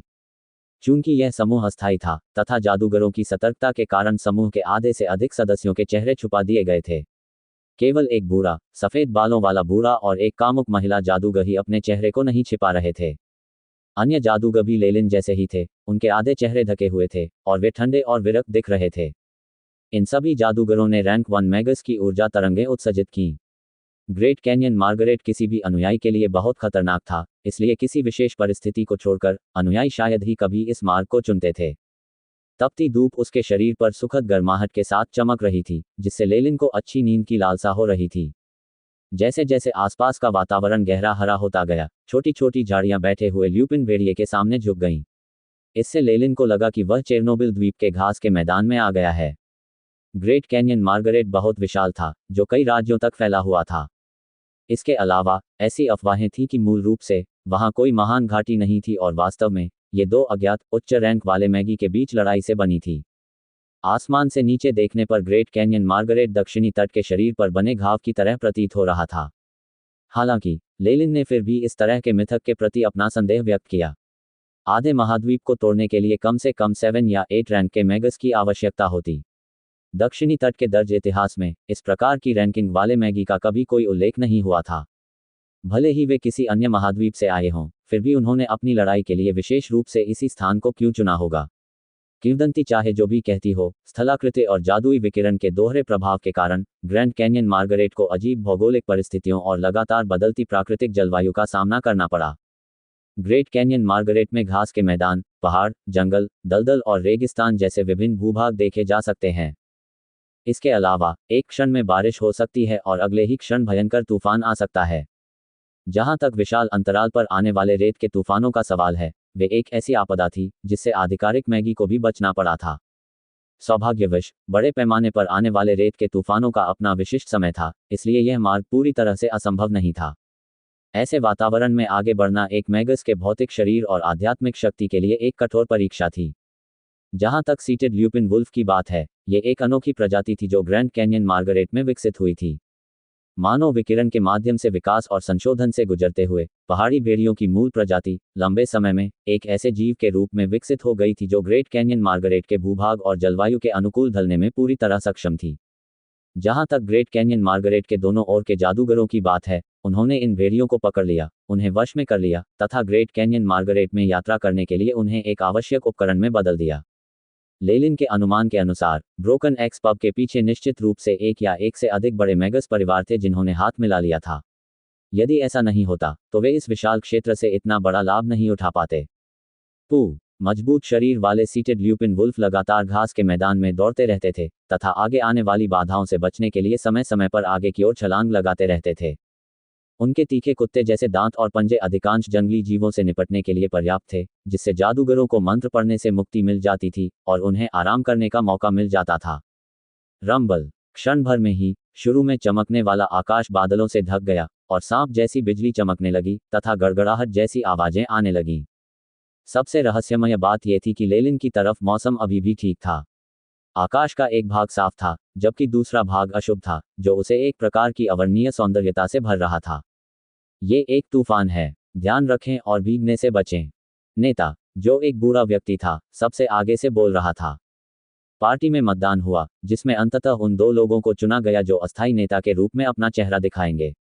लानत है। लेलिन के कान खड़े हो गए जब उसने सामने से एक महिला यात्री को शिकायत करते सुना। हालांकि उसने उसकी परवाह नहीं की, केवल बोरे से एक बड़ा तिरपाल निकाला और उसे अपने शरीर पर लपेट लिया। हु भेड़ियों की गति बहुत तेज थी, इसलिए 1 दर्जन मिनट के बाद वे आंधी तूफान वाले क्षेत्र में प्रवेश कर गए। ठंडी हवा चल रही थी, ऐसा लग रहा था जैसे सबके चेहरों पर चाकुओं से वार हो रहा हो। टिट कुछ ही देर बाद सेम के आकार की बारिश की बूंदें गिरने लगी, जो तेजी से भारी बारिश में बदल गईं। बारिश के कारण घास का मैदान अब दलदल में बदल गया था। कीचड़ भरी जमीन भेड़ियों के कदमों में बाधा बन रही थी। जहां तक उन अंधे स्थानों का प्रश्न है, वे दलदली रेत के जाल से अटे पड़े थे। एक बार कोई इसमें कदम रख दे तो बहुत जल्द ही इसे पूरा निगल लिया जाएगा। लेलिन जिस भेड़िए पर सवार था, उसने एक लंबी फुफकार मारी और तुरंत ही उसके 4 भेड़िए के पंजों से सफेद रोशनी निकली। सफेद चमक के भीतर प्रकाश की धारियां बनने लगीं। जब प्रकाश की किरणें बिखरने लगीं, तो उनके पंजों के ऊपर भेड़ियों के बालों की मोटी परत दिखाई देने लगी। जब फर को फैलाया गया तो वह खुर जैसा दिखाई दिया। ताता भेड़िया पानी पर ऐसे आगे बढ़ा मानो वह समतल जमीन हो। पूरी टीम की गति तेज हो गई। प्रकृति और जादू के संयोजन से बना एक प्राणी, सचमुच जादुई। लेलिन ने प्रशंसा में आह भरी और अपने सामने खड़े भेड़िए के कुबड़ को धीरे से सहलाया। इस क्षण भेड़िए के कुबड़ पर लगे बाल इकट्ठे हो गए और त्वचा की एक परत के समान हो गए, जो भेड़िए की सतह पर चिपक गए। इस पर तेल की एक परत थी, जिसके कारण ये रेनकोट जैसा दिख रहा था। भेड़िए के शरीर पर बारिश लगातार गिरती रही और भेड़िए पर एक बूंद भी नहीं टिकी। ये तो एक साधारण पर्वत है। सुनी सुनाई बातों से पता चलता है कि लाइट मैगस क्षेत्र में अनगिनत अन्य जादुई माउंट मौजूद हैं। कुछ प्राकृतिक थे और जंगल से पकड़े गए थे, और अन्य मानव निर्मित थे, जिसके कारण वे विचित्र और विदेशी थे। लेलिन की आंखों में लालसा के भाव दिखने लगे। भेड़िए की गति के कारण वे अंधेरा होने से पहले वहां पहुंचने में सफल रहे। लेलिन और उसका दल अंततः मूसलाधार बारिश वाले क्षेत्र से बाहर निकलने में कामयाब हो गए और एक पत्थर के जंगल में प्रवेश कर गए। आज रात हम यहीं आराम करेंगे। अपने तंबू लगाओ और भेड़ियों को परिधि के आसपास छोड़ दो। उन्हें खाना खिलाना मत भूलना। महिला जादूगरनी चिल्लाई। ये सुनकर जादूगरों ने अपने घोड़ों को रोका और उन्हें खाना खिलाया। उन्होंने भी पत्थर के जंगल में अपने तंबू गाड़ने शुरू कर दिए। बहुत जल्द ही काले रंग के तंबुओं का एक घेरा एक दूसरे के करीब इकट्ठा दिखाई दिया। बैठे हुए ल्यूपिन भेड़िए तंबुओं के चारों ओर चक्कर लगा रहे थे, चुपचाप लेटे हुए, मानो निगरानी कर रहे हों। एक विशेष तंबू में लेलिन ने अपना ध्यान समाप्त किया और अपनी स्थिति को देखा। लेलिन फॉलिया, रैंक 1 वॉरलॉक, रक्तरेखा, विशाल कैमोइन सर्प, शक्ति 7.1, चपलता 6.7, जीवन शक्ति 8.5, आध्यात्मिक बल 28.3, जादुई शक्ति 28, जादुई शक्ति आध्यात्मिक शक्ति के साथ समन्वय में है। मौलिक सार रूपांतरण 1%। स्थिति स्वस्थ। एक जादूगर की प्रगति हमेशा क्रमिक होती है। इतने दिनों के ध्यान के बाद लेलिन की आध्यात्मिक शक्ति में केवल 0.1 की वृद्धि हुई थी। हालांकि उन मैगी की तुलना में जो अपनी आध्यात्मिक शक्ति के विकास के लिए उच्च श्रेणी के संसाधनों का उपयोग नहीं करते हैं, लेलिन को अपनी आध्यात्मिक शक्ति को बढ़ाने के लिए केवल हर दिन ध्यान में दृढ़ रहना पड़ा। इस गति को अत्यधिक माना गया। जहां तक तत्वसार रूपांतरण का प्रश्न है, यह न केवल रैंक 2 मैगस तक आगे बढ़ने के लिए आवश्यक शर्तों में से एक था, बल्कि ये रैंक 1 मंत्र की शक्ति को बढ़ाने के लिए एक और महत्वपूर्ण तरीका था, इसलिए इसे भी नज़रअंदाज नहीं किया जा सकता था। लेलिन को पहले से ही वॉरलॉक की खामियों का पता चल चुका था। प्राचीन जादूगरों की एक छोटी शाखा के रूप में वॉरलॉक को न केवल अपने वंश की शक्ति को उजागर करना था, बल्कि वे जादूगर के रूप में अपनी साधना की उपेक्षा भी नहीं कर सकते थे। इसका मतलब ये था कि वॉरलॉक के लिए उन्नति की आवश्यकताएं मैगी के समान ही थीं। इसके अलावा उनकी अपनी रक्त परंपरा की भी अपनी सीमाएं थीं। यहाँ तक कि जब रैंक 1 वॉरलॉक उन्नति के मानदंड तक पहुँच जाता है, अगर उसके वंश की सांद्रता पर्याप्त रूप से उच्च नहीं होती, तो उन्नति संभवतः विफल हो जाती, या उनकी उन्नति के बाद कोई सहज मंत्र नहीं होता। एआई चिप के सिमुलेशन के अनुसार ये बहुत संभव था। यदि अधिक विचार किया जाए तो ये बात सच है। यदि वॉरलॉक का मार्ग इतना श्रेष्ठ होता, तो संपूर्ण मैगस विश्व मुख्य रूप से वॉरलॉक होता, न कि वर्तमान में देखी गई स्थिति। हालांकि उन्नति के लिए ऐसी कठोर परिस्थितियों के साथ एक बार जब कोई वॉरलॉक आगे बढ़ने में कामयाब हो जाता था तो उसकी ताकत अक्सर उसी रैंक के एक मैगस से आगे निकल जाती थी। लेलिन के लिए उसके व्यक्तिगत लाभ ने उसके लिए वॉरलॉक के मार्ग पर चलना अधिक उपयुक्त बना दिया। ध्यान समाप्त करने के बाद लेलिन उठकर तंबू से बाहर चला गया। वो लेलिन के तंबू के पास लेटा हुआ बैठा हुआ ल्यूपिन भेड़िया अपने लंबे कद को थोड़ा ऊपर उठाते हुए फुसफुसाया, इसे खाए। लेलिन ने अपनी बोरी से एक बड़ी नीली कॉड मछली निकाली और भेड़िए को खिला दी। बैठा हुआ ल्यूपिन भेड़िया उत्साह से गुर्राया और अपनी विशाल लाल जीभ, जिसमें सफेद काई लगी थी, को मछली को कुतरने के लिए उठाया। जैसे ही जीभ लेलिन के दाहिने हाथ से गुजरी, उसे एक गर्म, नम सनसनी महसूस हुई। यद्यपि भेड़िया अपने भोजन के लिए स्वयं शिकार कर सकता था, लेकिन एक बोझा ढोने वाले जानवर के रूप में वह केवल विशिष्ट प्रकार के खाद्य पदार्थों का ही दैनिक उपभोग कर सकता था।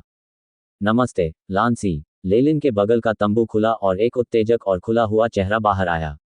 लेलिन ने अभिवादन करते हुए अपनी नाक रगड़ी। आवंटन के दौरान उन्हें इस महिला के साथ जोड़ी बनाने का काम सौंपा गया था। तुम यहाँ भेड़ियों को भी खिलाने आए हो? लैंसी ने अपना सिर हिलाया और अपने पास बैठे भेड़िए को खिलाने के लिए कुछ कॉड मछली निकाली। इस महिला की हर हरकत के पीछे अकेलेपन का भाव था। लेलिन को लगा कि यह एक ऐसी महिला है जिसके पास बताने के लिए एक कहानी है। बेशक, हर जादूगर जो ग्रेट कैन्यन मार्गरेट के माध्यम से यात्रा करना चाहता था, उसके पीछे एक कहानी थी। हालांकि लेलिन को यह नहीं पता था कि यह महिला मैगस लाइट मैगी डोमेन में क्यों भागना चाहती थी, लेकिन वह इतना समझदार था कि उसने नहीं पूछा। सुनना, मैं हवा का हल्का हल्का भजन सुन रहा हूँ।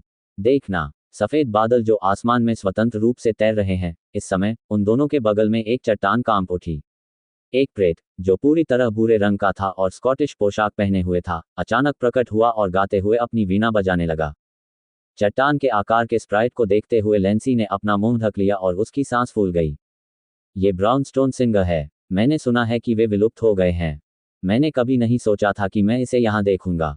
लेलिन के कुछ बोलने से पहले ही बूढ़ा नेता तंबू से बाहर आ गया, और जब उसने चट्टान के ऊपर स्प्राइट को झनकारते देखा तो वह प्रशंसा से चिल्ला उठा। ब्राउनस्टोन सिंगर। लेलिन को इन प्राणियों से संबंधित डेटा याद आया। ऐसा लगता है कि यह उन अफवाहों वाले प्राणियों में से एक है जिनमें रहस्यमय क्षमताएं हैं, लेकिन उनमें ज्यादा हमला करने की ताकत नहीं है। कितने प्यारे जीव हैं। लैंसी की आंखों में तारे चमक रहे थे और वह उन्हें छूने के प्रलोभन का विरोध नहीं कर सकी। वे जो ऊर्जा तरंगें उत्सर्जित करते हैं वे इतनी कमजोर हैं, मुझे आश्चर्य है कि वे अब तक कैसे जीवित रहे। मुझे उन्हें पकड़ने दो और धीरे धीरे अपना शोध कार्य शुरू करने दो। एक लंबे कद का आदमी जिसने यह मजाक सुना, तिरस्कार भरे चेहरे के साथ बाहर चला गया। हुस की मांग के अनुसार जब उसने स्प्राइट को पकड़ने की कोशिश की तो उसके हाथों पर पत्थर की त्वचा की एक परत उभर आई। आप रुक जाइए, लैंसी ने भौहें सिकोड़ी, लेकिन उसके शब्दों का स्पष्टतः कोई खास असर नहीं हुआ। वह बड़ा आदमी रुका ही नहीं और उसने तुरंत ब्राउनस्टोन सिंगर को पकड़ लिया। प्रेत ने शून्य भाव से देखा, फिर चिल्लाया और मिट्टी के पीले प्रकाश बिंदुओं में बदल गया, जो बड़े आदमी के हाथों में गायब हो गए। यह अभी क्या हुआ? ब्राउनस्टोन सिंगर एक ऐसा प्राणी है जो प्राकृतिक रूप से प्रकृति से बना है। वे हवा में उपस्थित पृथ्वी ऊर्जा कणों के साथ सामंजस्य स्थापित करने में सक्षम है। जिनमागी का तात्विक सार रूपांतरण 80% या उससे अधिक नहीं है, वे उन्हें छू भी नहीं पाएंगे। बूढ़े नेता ने कहा। इसके अलावा वे वास्तव में डरपोक हैं। आपसे डरकर वे शायद कभी वापस न आए। लेलिन ने आगे कहा। लेलिन की बात सुनकर बूढ़ा आदमी आश्चर्यचकित होकर लेलिन की ओर देखने लगा। मुझे विश्वास नहीं हो रहा है कि आप वास्तव में ऐसी जानकारी जानते हैं जिसे कई लोगों ने नजरअंदाज कर दिया है। एक प्राचीन संग्रह पढ़ते समय संयोगवश मेरी इस पर नजर पड़ी। लेलिन ने विनम्रता से उत्तर दिया। इस समय इस चर्चा ने शिविर के अन्य जादूगरों की जिज्ञासा जगा दी थी और उन्हें यहाँ खींच लाई थी। अभी थोड़ा और बाकी है। लेलिन ने उस विशालकाय आदमी को दयनीय दृष्टि से देखा। किंवदंती है कि जो लोग ब्राउनस्टोन सिंगर के स्पर्श से प्रभावित हुए हैं, चाहे उनका लिंग कुछ भी हो, वे गर्भवती हो गईं। क्या तुम मजाक कर रहे हो? आह! उस विशालकाय व्यक्ति के चेहरे पर एक भयावह मुस्कान थी, लेकिन कुछ ही देर बाद उसने एक दयनीय चीख निकाली। आसपास के जादूगर भी आश्चर्य से चिल्ला उठे, मानो उन्होंने कुछ अविश्वसनीय देख लिया हो। उनके सामने ही उस विशालकाय व्यक्ति का पेट धीरे धीरे फूलने लगा और एक उभार का रूप लेने लगा। लेलिन ने जो पहले कहा था, उसे याद करते हुए लैंसी भयभीत तो थी, लेकिन राहत भी महसूस कर रही थी कि उसने ब्राउनस्टोन सिंगर को उस तरह नहीं छुआ जैसा वह चाहती थी। उस बड़े आदमी को घबराते हुए और जल्दी जल्दी अपने तंबू में वापस जाते हुए, शराब पीते हुए और औषधीय गुणों वाली सभी प्रकार की चीजों का सेवन करते हुए देखकर मौके पर मौजूद सभी लोगों के चेहरों पर मुस्कान तैर गई। इस दृश्य का आनंद लेने के बाद उन्होंने रात्रि विश्राम किया और अगले दिन अपनी यात्रा पर निकल पड़े। वह विशालकाय व्यक्ति भी ठीक हो गया था, लेकिन उसका रंग रूप बहुत अच्छा नहीं लग रहा था। जहां तक जादूगरों का सवाल है, गर्भपात कराना या सिजेरियन करना एक छोटा और सरल ऑपरेशन था जिसे एक आदमी भी कर सकता था। ब्राउनस्टोन सिंगर के प्रभाव एक सामान्य व्यक्ति के लिए भयावह हो सकते हैं, लेकिन जादूगरों के लिए यह डरने वाली बात से ज्यादा एक व्यवहारिक मजाक था। ग्रैंड कैन्यन मार्गरेट की स्थलाकृति के कारण ये कई विदेशी जीवों के लिए स्वर्ग बन गया। किंवदंतियों के अनुसार यहाँ आज भी उन प्रजातियों के निशान मिल सकते हैं जिनके बारे में कहा जाता था कि वे लुप्तप्राय या विलुप्त हो चुकी हैं। लेलिन ने मन ही मन सोचा, जैसे ही उसने सीटिंग ल्यूपिन वुल्फ को काठी पर बैठाया और देखा कि आसपास का वातावरण धीरे धीरे राख ग्रे चट्टानी जंगल में बदल गया। यदि ग्रैंड कैन्यन मार्गरेट की जटिल और निरंतर बदलती स्थलाकृति तथा वर्ष के अधिकांश समय इसे घेरे रहने वाली विशाल रेत की आंधी न होती, तो ये घाटी बहुत पहले ही जादूगरों के लिए प्राकृतिक संसाधनों की खान बन चुकी होती। जैसे जैसे समय धीरे धीरे बीतता गया, लेलिन और अन्य के आसपास का राख ग्रे चट्टानी जंगल छोटा होता गया। अंततः उनके आसपास केवल छोटे छोटे पत्थर ही बचे थे जो बंजर भूमि जैसे लगते थे। चूना पत्थर बंजर भूमि। हम पहले ही मानक मार्ग में विलय कर चुके हैं। अगले 10 दिनों में हम अधिक सहज हो जाएंगे, लेकिन इसके बाद भयावह स्वर्ण रेगिस्तान आएगा जहां कैरी गिद्ध एकत्रित होते हैं। सभी को अपनी ऊर्जा बनाए रखनी चाहिए और आगामी लड़ाई के लिए तैयार रहना चाहिए। नेता, एक बूढ़ा आदमी, लगातार चिल्ला रहा था, जबकि वह एक बैठे हुए ल्यूपिन भेड़िए पर सवार था जिसके चेहरे पर सफेद दाढ़ी की कुछ लंडें थीं। चूना पत्थर बंजर भूमि। एआई चिप, नक्शा बाहर लाओ। लेलिन ने अपना सिर थोड़ा नीचे किया, क्योंकि एक प्रक्षेपण उत्सर्जित हुआ था जिसे केवल वह देख सकता था। एक साधारण मानचित्र पर ग्रैंड कैन्यन मार्गरेट के भीतर खतरे वाले क्षेत्रों के सामान्य चिन्ह थे। बीच में एक घुमावदार हरा रास्ता था जो नक्शे के एक ओर से दूसरी ओर तक जुड़ा हुआ था। कैरी गिद्धों के एकत्र होने का स्थान एक आकर्षक लाल फॉन्ट से चिन्हित किया गया था जो उस हरे रंग की रेखा के मध्य में था जिससे उन्हें गुजरना था। मार्ग के अन्य दो और अन्य अत्यंत खतरनाक क्षेत्र थे जिन पर लाल रंग से निशान लगा था, जिससे पता चलता था कि उन क्षेत्रों से होकर नहीं जाया जा सकता। इसका मतलब केवल यह था कि कोई चक्कर लगाना असंभव था। यदि लेलिन और बाकी लोग सुरक्षित रूप से ग्रैंड कैन्यन मार्गरेट को पार करना चाहते हैं, तो एकमात्र तरीका मार्ग में बाधा डालने वाले कैरी गिद्धों को भगाना था। चूना पत्थर बंजर भूमि। लेलिन को नीले मानचित्र पर चूना पत्थर बंजर भूमि का क्षेत्र मिला। ये एक बड़ा राख ग्रे क्षेत्र था। क्षेत्र के पास छोटे शब्द लिखे थे, चूना पत्थर बंजर भूमि। इसकी पुष्टि इस बात से हुई कि इसमें जोखिम का स्तर बहुत कम है तथा कोई उच्च ऊर्जा वाला जीवन रूप कभी नहीं देखा गया। जाहिर है, ग्रैंड कैन्यन मार्गरेट का अन्वेषण दोनों ओर के अनगिनत जादूगरों द्वारा किया गया था और ये घाटी को पार करने के लिए सबसे अच्छा मार्ग था क्योंकि इसमें सबसे कम जोखिम था। जैसी कि उम्मीद थी, एक बार जब वे चूना पत्थर बंजर भूमि में प्रवेश कर गए, तो लेलिन ने महसूस किया कि बैठे हुए ल्यूपिन वुल्फ की मांसपेशियां और फर थोड़ा ढीला हो गया, जैसे कि अपेक्षाकृत आराम की स्थिति में प्रवेश कर रहा हो। यहाँ हवा में ऊर्जा की सांद्रता बहुत कम है, क्योंकि अगर हवा में किसी प्रकार का रिसाव हो जाए तो इसके कारण इसमें मौजूद ऊर्जा वाष्पीकृत हो जाती है। लेलिन ने अपनी उंगलियां चटकाईं और उसकी हथेली पर आग का एक छोटा सा गोला प्रकट हुआ। वह हवा में इस तरह कांप रहा था मानो किसी भी समय बुझ जाएगा। यदि यह इस क्षेत्र के बाहर होता, तो ये छोटी सी ज्वाला अब की अपेक्षा कई गुना अधिक तेजी से जल रही होती तथा इसकी शक्ति 1 डिग्री या उससे अधिक होती। एआई चिप, इस लॉ की शक्ति की गणना करो। बीप। मिशन का उद्देश्य नोट किया गया। लक्ष्य का विश्लेषण पूरा होना। ज्वाला की शक्ति 0.4238 डिग्री है। एआई चिप ने आवश्यक डेटा को बहुत तेजी से आउटपुट किया। आशा के अनुसार हवा में ऊर्जा की सांद्रता कम हो गई है। यहाँ पूरी शक्ति के साथ मंत्र जाप करने के लिए इस स्थान के बाहर जाप करने की तुलना में कहीं अधिक शक्ति खर्च करनी पड़ेगी। जादूगर और जादुई जानवर सभी प्रकार के अकल्पनीय और अद्भुत जादू करने के लिए हवा में मौजूद ऊर्जा कणों का उपयोग करते हैं। यदि वायु में ऊर्जा की सांद्रता कम होगी तो मंत्र की शक्ति भी कम हो जाएगी। इसके अलावा, यदि कोई जीव लंबे समय तक इस स्थान पर रहे, तो उसमें परिवर्तन हो सकता है। जहां तक उन प्राणियों का प्रश्न है जो जादू जानते थे, वे इस प्रकार के क्षेत्रों से घृणा करते थे। इस प्रकार का क्षेत्र, चूना पत्थर रेगिस्तान, ऐसा लगता है कि यह 2 उच्च रैंक वाले मैगी के बीच युद्ध के कारण उत्पन्न हुआ था, जैसा कि विशालकाय सर्प की पुस्तक में कहा गया है। लेलिन अब किंवदंती पर विश्वास करने लगता है। ग्रैंड कैन्यन मार्गरेट का निर्माण 2 महान मैगी ने अपनी लड़ाई के दौरान किया था। लेकिन चूना पत्थर बंजर भूमि का रेगिस्तान जैसा स्वरूप उनके जैसे यात्रियों के लिए अच्छी बात थी। कम से कम उन्हें रास्ते में घात लगाकर हमला करने वाली विदेशी प्रजातियों के बारे में चिंता करने की कोई आवश्यकता नहीं थी। वे आराम कर सकते थे और ऊर्जा बचा सकते थे। ये शांतिपूर्ण जीवन 15 दिन तक चला। रास्ते में कुछ खराब मौसम और अन्य स्थितियों का सामना करना पड़ा, लेकिन लेलिन के लिए ये कोई मुद्दा नहीं था, क्योंकि वह एक अच्छी तरह से प्रशिक्षित जादूगर था। जिस रात वे इस चूना पत्थर के बंजर इलाके से बाहर निकलने वाले थे, उससे एक रात पहले उन सबका नेतृत्व कर रहे बूढ़े आदमी और लेंसी ने 6 जादूगरों को इकट्ठा किया। कल से हम चूना पत्थर के रेगिस्तान से बाहर निकलकर स्वर्ण रेगिस्तान में प्रवेश करेंगे। ज्योति की रोशनी में बूढ़े व्यक्ति के झुर्रियों वाले चेहरे पर अनिश्चितता झलक रही थी, जबकि उसकी पुतलियां चमक रही थीं। गोल्डन डेजर्ट के हृदय में तीसरा आपूर्ति स्थान, जिससे हम गुजरेंगे, उस पर घृणित कैरी गिद्धों ने कब्जा कर लिया है। हमने छोटी छोटी टीमें बनाई, इसका मुख्य कारण यही था। अब अंतिम निर्णय लेने का समय आ गया है। बूढ़े और छोटे कद के व्यक्ति ने चारों ओर देखा। क्या हम गिद्ध राजा को मार देंगे जैसा कि पहले बताया गया था, या केवल उन्हें बाहर निकाल देंगे? और क्या, बेशक हम इसे मार देते हैं। ब्राउनस्टोन सिंगर द्वारा चिढ़ाए गए विशालकाय व्यक्ति ने नेतृत्व संभाला और सबसे पहले आवाज उठाई।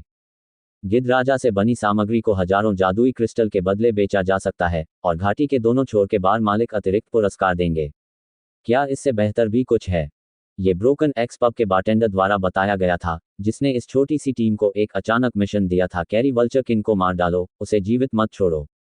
एक बार ऐसा हो जाने पर न केवल गिद्ध राजा से प्राप्त सामग्री पूरी तरह से समूह की हो जाएगी, बल्कि दोनों पक्षों के पब भी इनाम के रूप में बड़ी मात्रा में जादुई क्रिस्टल देंगे। कैरी गिद्धों के अस्तित्व के कारण घाटी में आगे पीछे ले जाए जाने वाले माल के लिए समस्या उत्पन्न हो गई थी। ऐसा लगता है कि इसमें शामिल लोग अब इसे बर्दाश्त नहीं कर पाएंगे। और कैरी गिद्ध बहुत प्रतिशोधी प्राणी थे। यदि गिद्ध राजा को नहीं मारा जाता, तो वह अपनी प्रजाति के और अधिक लोगों को इकट्ठा कर लेता और दिखाई देने वाले किसी भी मैगी का शिकार कर लेता। लेलिन जिस टीम के साथ था, उसने बार में संक्षिप्त चर्चा की और बारटेंडर के प्रस्ताव पर सहमति व्यक्त की। आखिरकार आधिकारिक मैगी के पास संसाधनों की कमी थी। वे अधिक संसाधन एकत्रित करने का कोई भी अवसर नहीं छोड़ सकते थे। उस बूढ़े व्यक्ति ने जो कुछ कहा था, वह केवल अंतिम पुष्टि करने के लिए था।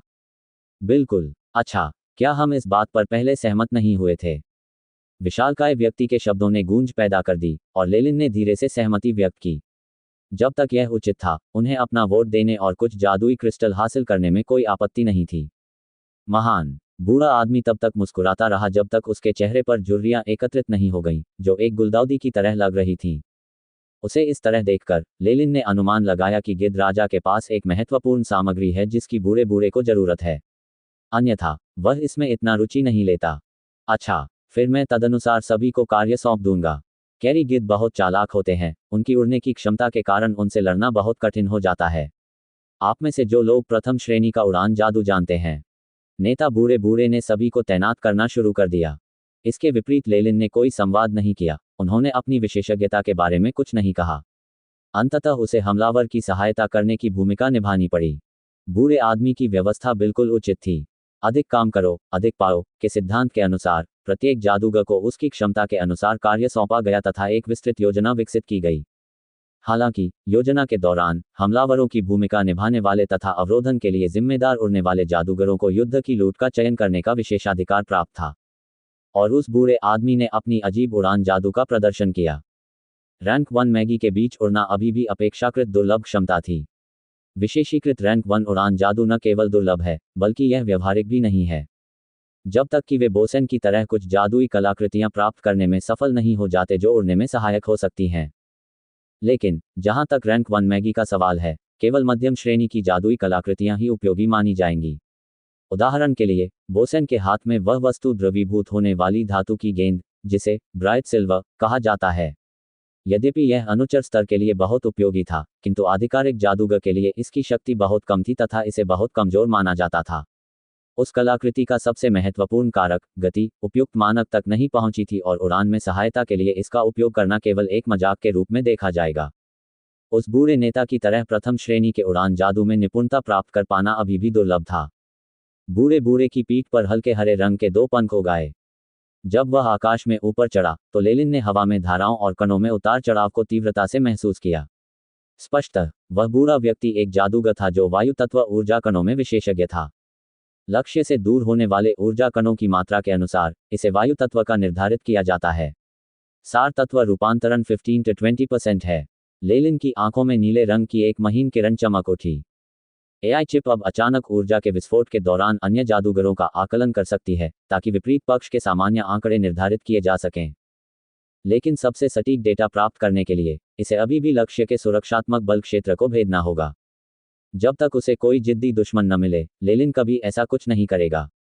इससे पहले कि रैंक 1 मैगी के बल क्षेत्र को तोड़ा जा सके, जिस क्षण लेलिन प्रतिद्वंद्वी के सुरक्षात्मक बल क्षेत्र में सेंध लगाने के लिए AI चिप का उपयोग करता है, ऐसा लगता है जैसे लेलिन ने अपने हाथों का उपयोग दूसरे पक्ष के कपड़े उतारने के लिए किया हो।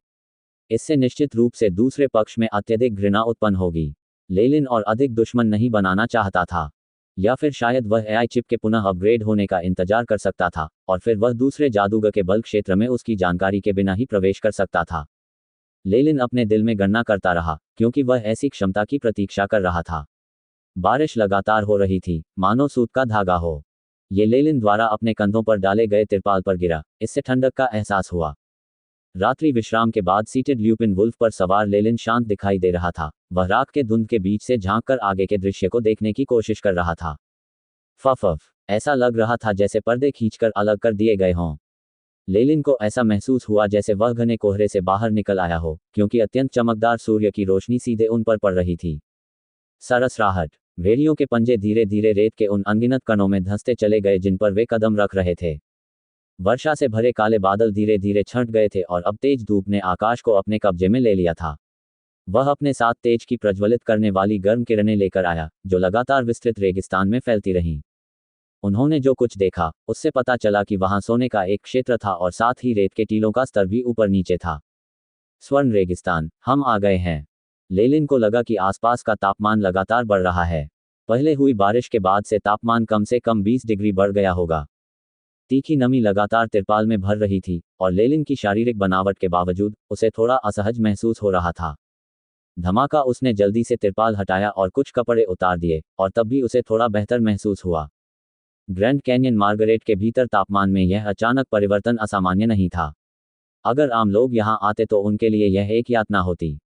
हालांकि लेलिन और उसके समूह के लिए यह थोड़ा सा परेशानी भरा था। आओ, आगे बैठा हुआ ल्यूपिन भेड़िया चिल्लाया, और बाकी भेड़िए जो दूसरों द्वारा सवार थे, वे भी चिल्लाए। ये स्पष्ट नहीं हो पाया कि ये चीखें उत्साह के कारण थीं या चेतावनी के तौर पर थीं। भेड़ियों के चिल्लाने के साथ लेलिन ने देखा कि बैठे हुए ल्यूपिन भेड़िए के शरीर के बाल बदलने लगे। बैठे हुए ल्यूपिन भेड़ियों का फर काला था और केवल सिर पर चमकीले लाल फर का स्पर्श था। लेकिन अब तेज धूप में भेड़िए के बालों का रंग धीरे धीरे फीका पड़ने लगा। अंततः ये पूरी तरह से हल्के सफेद रंग में परिवर्तित हो गया। फिर भेड़िए के शरीर से हल्के नीले रंग की एक लकीर चमक उठी।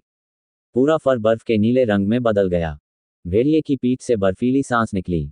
बर्फीली ठंडी अनुभूति बहुत सुखद थी, विशेषकर इस रेगिस्तान में। यह वास्तव में प्रकाश और गहरे रंगों के उपयोग और उनके तापीय अवशोषण गुणों के बीच अंतर को भी जानता है। लेलिन बैठे हुए ल्यूपिन वुल्फ की अनुकूलन क्षमता को देखकर आश्चर्यचकित हुए बिना नहीं रह सका। सूरज की तपती किरणों के नीचे बर्फीले नीले रंग के फर पर गर्मी का उतना असर नहीं हुआ जितना कि काले रंग के फर पर हुआ। जहां तक इस तथ्य का सवाल है कि बैठे हुए ल्यूपिन वुल्फ को इनके बारे में पता था, इससे लेलिन को कुछ हद तक झटका लगा। इसके अलावा उन्होंने बर्फ तत्व ऊर्जा कणों का भी हल्का प्रयोग किया। बैठा हुआ ल्यूपिन भेड़िया निस्संदेह ग्रेट कैन्यन मार्गरेट के इलाकों को पार करने वाला सबसे अच्छा प्राणी था। बर्फीले नीले फर वाले 6 विशाल भेड़ियों से ठंड का एहसास हो रहा था। वे बहुत जल्द ही मैगी के साथ अपनी यात्रा पर आगे बढ़ गए और स्वर्ण रेगिस्तान में कदम रख दिया, जो चूना पत्थर बंजर भूमि से 10 गुना अधिक खतरनाक था। चिलचिलाती किरणों के तहत लेलिन ने कुछ और पानी पिया। अपनी दृष्टि और AI चिप की पहचान के साथ उन्होंने पहले ही पास के रेगिस्तान में कई खतरनाक जीवों की खोज कर ली थी। स्पष्ट शब्दों में कहें तो चूना पत्थर बंजर भूमि में खतरे का स्तर ग्रेट कैन्यन मार्गरेट के सभी इलाकों में सबसे कम था। 1 दर्जन दिन पहले लेलिन और अन्य लोगों के लिए यात्रा बेहद आरामदायक थी। ये किसी भ्रमण से कोई अंतर नहीं था, तथा जिन खतरनाक जीवों से वे मिले वे दुर्लभ थे। हालांकि यहाँ चीजें स्पष्टतः अलग थीं। थोड़े से निरीक्षण से ही लेलिन ने रेत के टीलों में छिपे कई खतरनाक जीवों की खोज कर ली थी। 6 आंखों वाला जहरीला सांप, सुनहरा बिच्छू, जहरीली मिश्रित आंखों वाली छिपकली कुछ ऐसे जीव थे जिन्हें लेलिन ने पहले चित्रों में देखा था और वे लगातार उसकी आंखों के सामने आते रहे। वहाँ कुछ विचित्र आकार के जीव भी थे। यहाँ की हवा में ऊर्जा घनत्व की भी नकल की गई है। ये बाहरी दुनिया की तुलना में भी अधिक है। कोई आश्चर्य नहीं कि वहाँ इतनी सारी परेशान करने वाली चीजें हैं। हवा में भरे ऊर्जा कणों को महसूस करते हुए लेलिन की सांस हल्की सी रुक गई। सभी लोग अपना उत्साह बनाए रखें। स्वर्ण रेगिस्तान के खतरों की तुलना चूना पत्थर बंजर भूमि से नहीं की जा सकती। लैंसी नाम की महिला मैगस चिल्लाई। उसके याद दिलाए बिना ही वहां उपस्थित अन्य मैगी को पहले से ही अपनी लापरवाह गति का स्मरण हो आया था। चूना पत्थर बंजर भूमि में कभी कभी कोई अपनी सावधानी ढील दे सकता है, लेकिन यदि वह स्वर्ण रेगिस्तान में ऐसा करने का निर्णय लेता है तो वह मूर्ख है और मृत्यु को तरजीह दे रहा है। वे जादूगर जो रैंक 1 मैगस तक आगे बढ़ने में सक्षम थे, वे दुर्लभ लोग थे। आओ! तभी लैंसी के घोड़े ने चीख मारी। उसके विशाल पंजे उठे हुए थे और उसके तीखे पंजों की नोक से ठंडी रोशनी की चमक निकल रही थी। पैट! अचानक जहां भेड़िया था वहां एक आंख जैसी छवि वाला एक काला बिच्छू प्रकट हुआ। भेड़िए के तीखे पंजों से वह लगातार अपने शरीर को मरोड़ रहा था और फुफकार रहा था। कचा बैठे हुए ल्यूपिन वुल्फ ने अपने जबड़े खोले और अपना खूनी मुंह खोला और बिच्छू को अपने जबड़े में डाल लिया। उस तरह की तरह तीक्ष्ण जबड़ा चबाना जारी रखता था जिससे बिच्छू की हड्डियों के टूटने की आवाजें आती रहती थीं। इस तरह के जीवन रूप को बैठे ल्यूपिन वुल्फ द्वारा बसाया जा सकता है।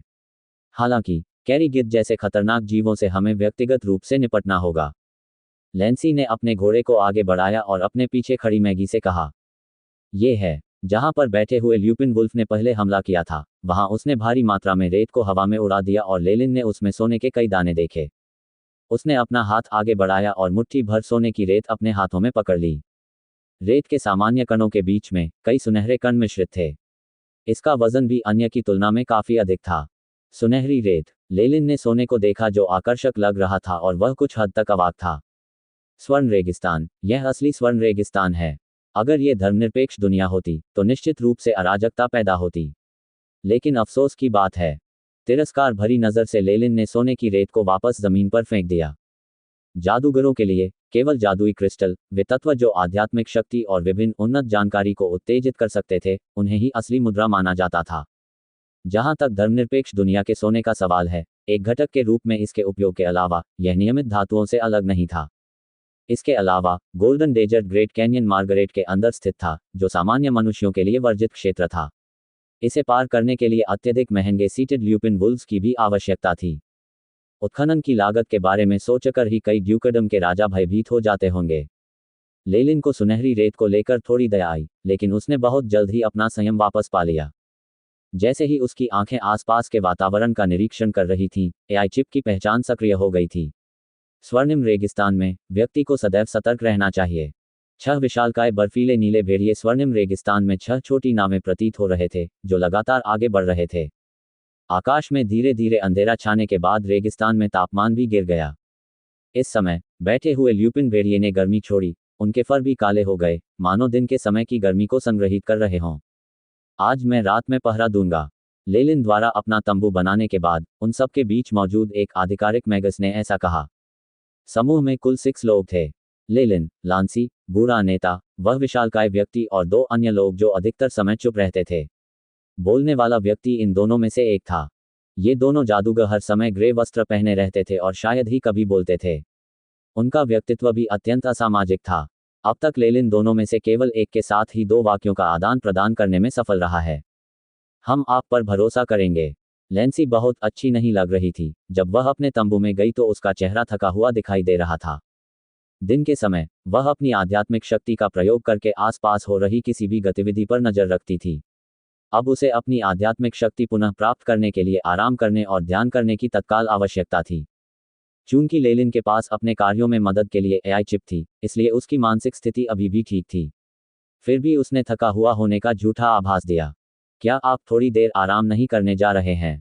लेलिन उन आधिकारिक मैगी में से एक के सामने आया और उससे सहजता से बात की। मुझे आराम की जरूरत नहीं है। ये मेरे पास हैं। बाहर आओ, मेरे छोटे बच्चों।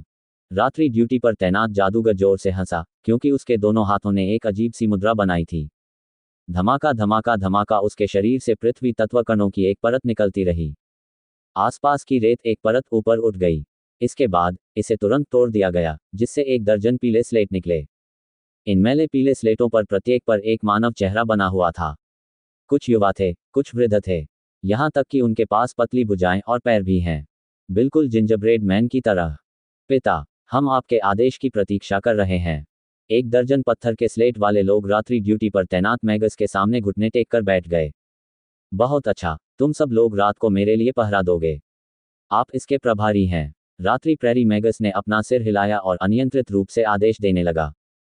Sentinel slates. लेलिन हैरान था। ये जीव एआई चिप के डेटाबेस में मौजूद सेंटिनल स्लेट्स के समान थे, फिर भी ये उच्च स्तर का प्राणी लग रहा था। ये रैंक 1 सेंटिनल स्लेट है, लेकिन इसमें मेरे द्वारा संशोधन किया गया है। रात्रि ड्यूटी पर तैनात मैगस ने गर्व से घोषणा की।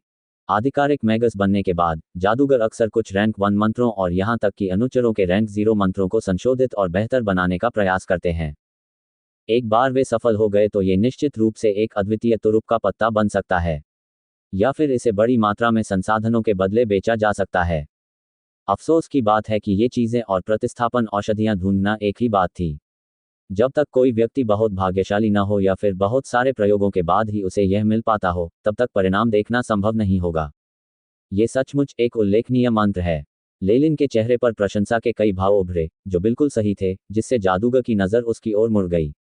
चल दर। सेंटिनल स्लेट्स का उपयोग मूल रूप से चेतावनी के रूप में किया जाता है। मेरे संशोधन के बाद उनकी पता लगाने की क्षमता 1 दर्जन मील तक फैल सकती है। रात्रि ड्यूटी पर तैनात जादूगर ने कहा। लेलिन ने सेंटिनल स्लेट्स की ओर देखा, जो आदेश प्राप्त करने के बाद अपने शरीर को छिपाने के लिए रेत का उपयोग करते हुए शिविर के घेरे के बाहरी क्षेत्र की ओर तेजी से भागे। लगातार नीचे गिरती रेत के साथ साथ स्लेट की ऊर्जा तरंगें भी छोटी होती गईं और अंततः एक अज्ञात जादू में बदल गईं। लेलिन चुपचाप स्वीकृति देने से खुद को रोक नहीं सका। किसी भी जादूगर के पास अपना स्वयं का तुरुप का पत्ता होगा। एक बार उनकी उपेक्षा कर दी गई तो ये निश्चित रूप से एक पीड़ादायक अनुभव होगा। गहरी रात में लेलिन, जो हल्की नींद में था, उसने एक कान फाड़ देने वाली चीख सुनी। जल्दी करो, उठो, हमें परेशानी है। पहले वाला मैगस, जो गार्ड ड्यूटी पर था, अलग अलग टेंटों में गया और उसके चेहरे पर बहुत अधिक हताशा दिख रही थी। क्या हुआ? लैंसी की अभिव्यक्ति सबसे खराब थी। उसके शरीर पर कई ऐसे स्थान थे जहां वस्त्र अभी तक व्यवस्थित नहीं किए गए थे, जिससे उसका आकर्षक शरीर प्रकट हो रहा था। अफसोस की बात यह है कि घटनास्थल पर किसी ने दोबारा देखने की जहमत नहीं उठाई। एक सुनहरा दानव हमारी ओर बढ़ रहा है। रात्रि ड्यूटी पर तैनात जादूगर ने जल्दी से कहा। दूसरों को सचेत करने के लिए इस्तेमाल किया जाने वाला सेंटिनल स्लेट भी पूरी तरह से खा गया है।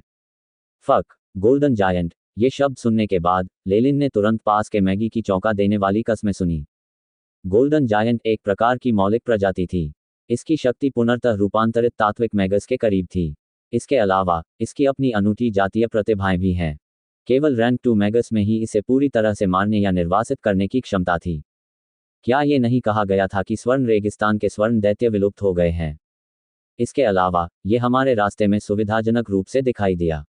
बूढ़े नेता ने पागलपन की हालत में अपने जबड़े भींच लिए। उसकी आंखों से हरे रंग की चमक निकल रही थी। क्या हम इसे फिलहाल टाल सकते हैं? लैंसी ने सुझाव दिया। गोल्डन डेजर्ट इतना विशाल है, शायद वह हमें ढूंढ न पाए। मैं डरा नहीं हूं। लेलिन सबसे पहले बीच में बोलने वाला व्यक्ति था। गोल्डन जायंट्स में उच्च ऊर्जा स्तर वाली प्रजातियों का पीछा करने की स्वाभाविक प्रवृत्ति होती है। हमारे शरीर से निकलने वाली ऊर्जा अंधेरे में विशालकाय आंखों के लिए दीपक की तरह काम करती है। हम जितना आगे बढ़ेंगे, उतनी ही अधिक संभावना है कि गोल्डन जायंट हम पर हमला करेगा। अगर ऐसा है तो हमें क्या करना चाहिए? लैंसी के चेहरे पर निराशा की झलक दिखाई दी। जब तक हमारे दल में रैंक 2 का कोई जादूगर नहीं होगा, हम सभी गोल्डन जायंट के हमले से बच नहीं पाएंगे। विभिन्न रैंकिंग के आधिकारिक मैगी के बीच शक्ति के स्तर में बहुत बड़ा अंतर है। लेलिन और उसके 6 सदस्यों का दल रैंक 1 मैगस से केवल थोड़ा ही अधिक शक्तिशाली था। यहां तक कि उन्हें अर्ध परिवर्तित तात्विक मैगस के साथ सीधे मुकाबला करने में भी कठिनाई होगी। पूर्ण रूप से रूपांतरित तात्विक स्वर्ण दानव के साथ मुठभेड़ में उनके बचने की कोई संभावना नहीं थी। अर्ध तत्वीय रूपांतरण से तात्पर्य उन मागी से है जिनका तात्विक सार रूपांतरण 50% और उससे अधिक के स्तर पर पहुंच गया है। इस स्तर पर तात्विक सार रूपांतरण के कारण उनकी जादुई शक्ति में वृद्धि बहुत स्पष्ट होने लगती है। जब उनका सामना उभरते हुए वॉरलॉक से हुआ तो वे काफी लाभ में थे। जब लेलिन अभी भी एक अनुचर था, तो उसकी मुलाकात एक अर्ध परिवर्तित तूफानी तत्वप्रेत से हुई थी, जबकि वह विमान पर था। यदि विभिन्न अकादमियों से आए हुए जादूगरों की एक बड़ी सभा वहां न होती, तो इसका एकमात्र परिणाम मृत्यु ही होता। वर्तमान संकट में लेलिन को अर्ध रूपांतरित तूफानी तत्व स्प्राइट से कहीं अधिक शक्तिशाली और खतरनाक चीज का सामना करना पड़ा। शायद हमें अलग अलग दिशाओं में बिखर जाना चाहिए और भाग जाना चाहिए। बड़े आदमी ने सुझाव देने से पहले थोड़ी देर तक हिचकिचाहट की। सुझाव सुनकर वहां उपस्थित मागी मौन हो गए और उनकी आंखें लगातार झपकने लगीं। क्या तुम लोग पागल हो? बूढ़े बूढ़े ने गुस्से में आकर उस बड़े आदमी को टोक दिया। अगर हम अलग अलग दिशाओं में भाग गए तो क्या आप गारंटी दे सकते हैं कि आप लोग गोल्डन जायंट के हमले से बचने के लिए भाग्यशाली हैं? इसके अलावा कैरी गिद्धों के क्षेत्र में पहुंचने के बाद आप क्या करेंगे? दो तीखे सवालों ने अचानक गहरी खामोशी ला दी। विभिन्न दिशाओं में भागने के बाद वे एक बार फिर इच्छित गंतव्य की ओर बढ़ सकते थे। यदि वे भाग्यशाली रहे तो उनके पास ब्रोकन एक्स पब में वापस जाने का भी मौका था। हालांकि ये केवल अंतिम उपाय था। मैगी अपने बुरे भाग्य को ऐसे ही स्वीकार नहीं करेंगे। जल्दी, मेरे 3 और बच्चे मर गए। नाइट शिफ्ट के मैगस ने पहले से भी अधिक भारी सांस लेते हुए कहा। शायद हम गोल्डन जायंट का ध्यान भटकाने के लिए लगातार ऊर्जा नष्ट करने वाले रून के साथ सेंटिनल स्लेट का उपयोग कर सकते हैं। जब वह विचलित हो तो हम अपने शरीर से निकलने वाली ऊर्जा को रोकने और चुपचाप दूर जाने का सर्वोत्तम प्रयास कर सकते हैं। यदि यह विफल हो जाता है तो हम पहले बताए अनुसार कार्य कर सकते हैं और विभिन्न दिशाओं में बिखर सकते हैं। मौन के बीच लेलिन अचानक बोल पड़ा। यद्यपि ये योजना अविश्वसनीय है, लेकिन स्पष्टतः हमारे पास कोई बेहतर विकल्प नहीं है। बूढ़े बूढ़े ने गहरी निराशा का संकेत देते हुए लेलिन की ओर इशारा किया। हम वैसा ही करेंगे जैसा वह कहेंगे। मेरे पास कुछ सेंटिनल स्लेट्स के लिए सामग्री है। इसके बाद उन्होंने रात्रिपाली में काम करने वाले जादूगर को ग्रे पाउडर से भरी शीशियां सौंप दी। बूढ़े व्यक्ति द्वारा दी गई सामग्री को देखने के बाद रात्रिपाली में काम करने वाले जादूगर के चेहरे पर अनिच्छा का भाव दिखाई दिया। हालांकि उन्हें अभी भी उस बूढ़े व्यक्ति से सामग्री प्राप्त हुई। ठीक है, चलो कोशिश करते हैं, लेकिन मैं इसकी गारंटी नहीं दे सकता कि ये काम करेगा। रात्रिपाली के मैगस के मंत्रोच्चार के तुरंत बाद सेंटिनल स्लेट के कुछ टुकड़े, जो नष्ट हो चुके स्लेट के समान थे, रेत से ऊपर उठे। इस समय शिविर में मौजूद लोगों को पूर्व दिशा में एक सुनहरी चमक साफ दिखाई दे रही थी। ये चमक ऐसी थी जैसे सूर्य ने अंधकार को दूर कर गर्मी की एक झलक ला दी हो। सौर डिस्क के सामने एक विशालकाय की विशाल छाया थी। उस विशालकाय व्यक्ति के शरीर से सुनहरी रोशनी निकल रही थी। ये बहुत ही सरलता से बख्तरबंद था। इस शरीर के ऊपरी भाग पर चमड़े का कवच है जिसके बीच में एक लोहे का घेरा है जो दोनों कंधों को जोड़ता है। कंधों पर विशालकाय व्यक्ति का सिर टिका हुआ था जिसके चेहरे पर कठोर रेखाएं थीं, जो ऐसा लग रहा था जैसे हथियारों के खरोंचों और कटों के कारण ऐसा हुआ हो। उसके सिर के ऊपर नारंगी रंग के बाल ऐसे लग रहे थे जैसे वे बहुत जोर से जल रहे हों। बीप, उच्च ऊर्जा प्रजाति का जीवन रूप देखा गया। एक गोल्डन जायंट होने का निर्धारण किया गया। तुरंत छोड़ने की सिफारिश की गई। उसी पल एआई चिप एक लाल चेतावनी स्क्रीन से बाहर प्रदर्शित हुई। जल्दी जल्दी, बूढ़े व्यक्ति की आवाज में तत्परता भरी थी। मैं कुछ ऊर्जा संकेंद्रण रून जानता हूं, आशा है कि यह उपयोगी होगा। दूसरा आमतौर पर शांत रहने वाला मैगस खड़ा हुआ और बोला। इसके बाद उन्होंने सेंटिनल स्लेट पर गोलाकार और त्रिकोणीय रूनों का मिश्रण लगाया। रून अंकित होने के बाद वह चमकने लगा और अचानक सेंटिनल स्लेट से एक शक्तिशाली ऊर्जा बाहर निकली।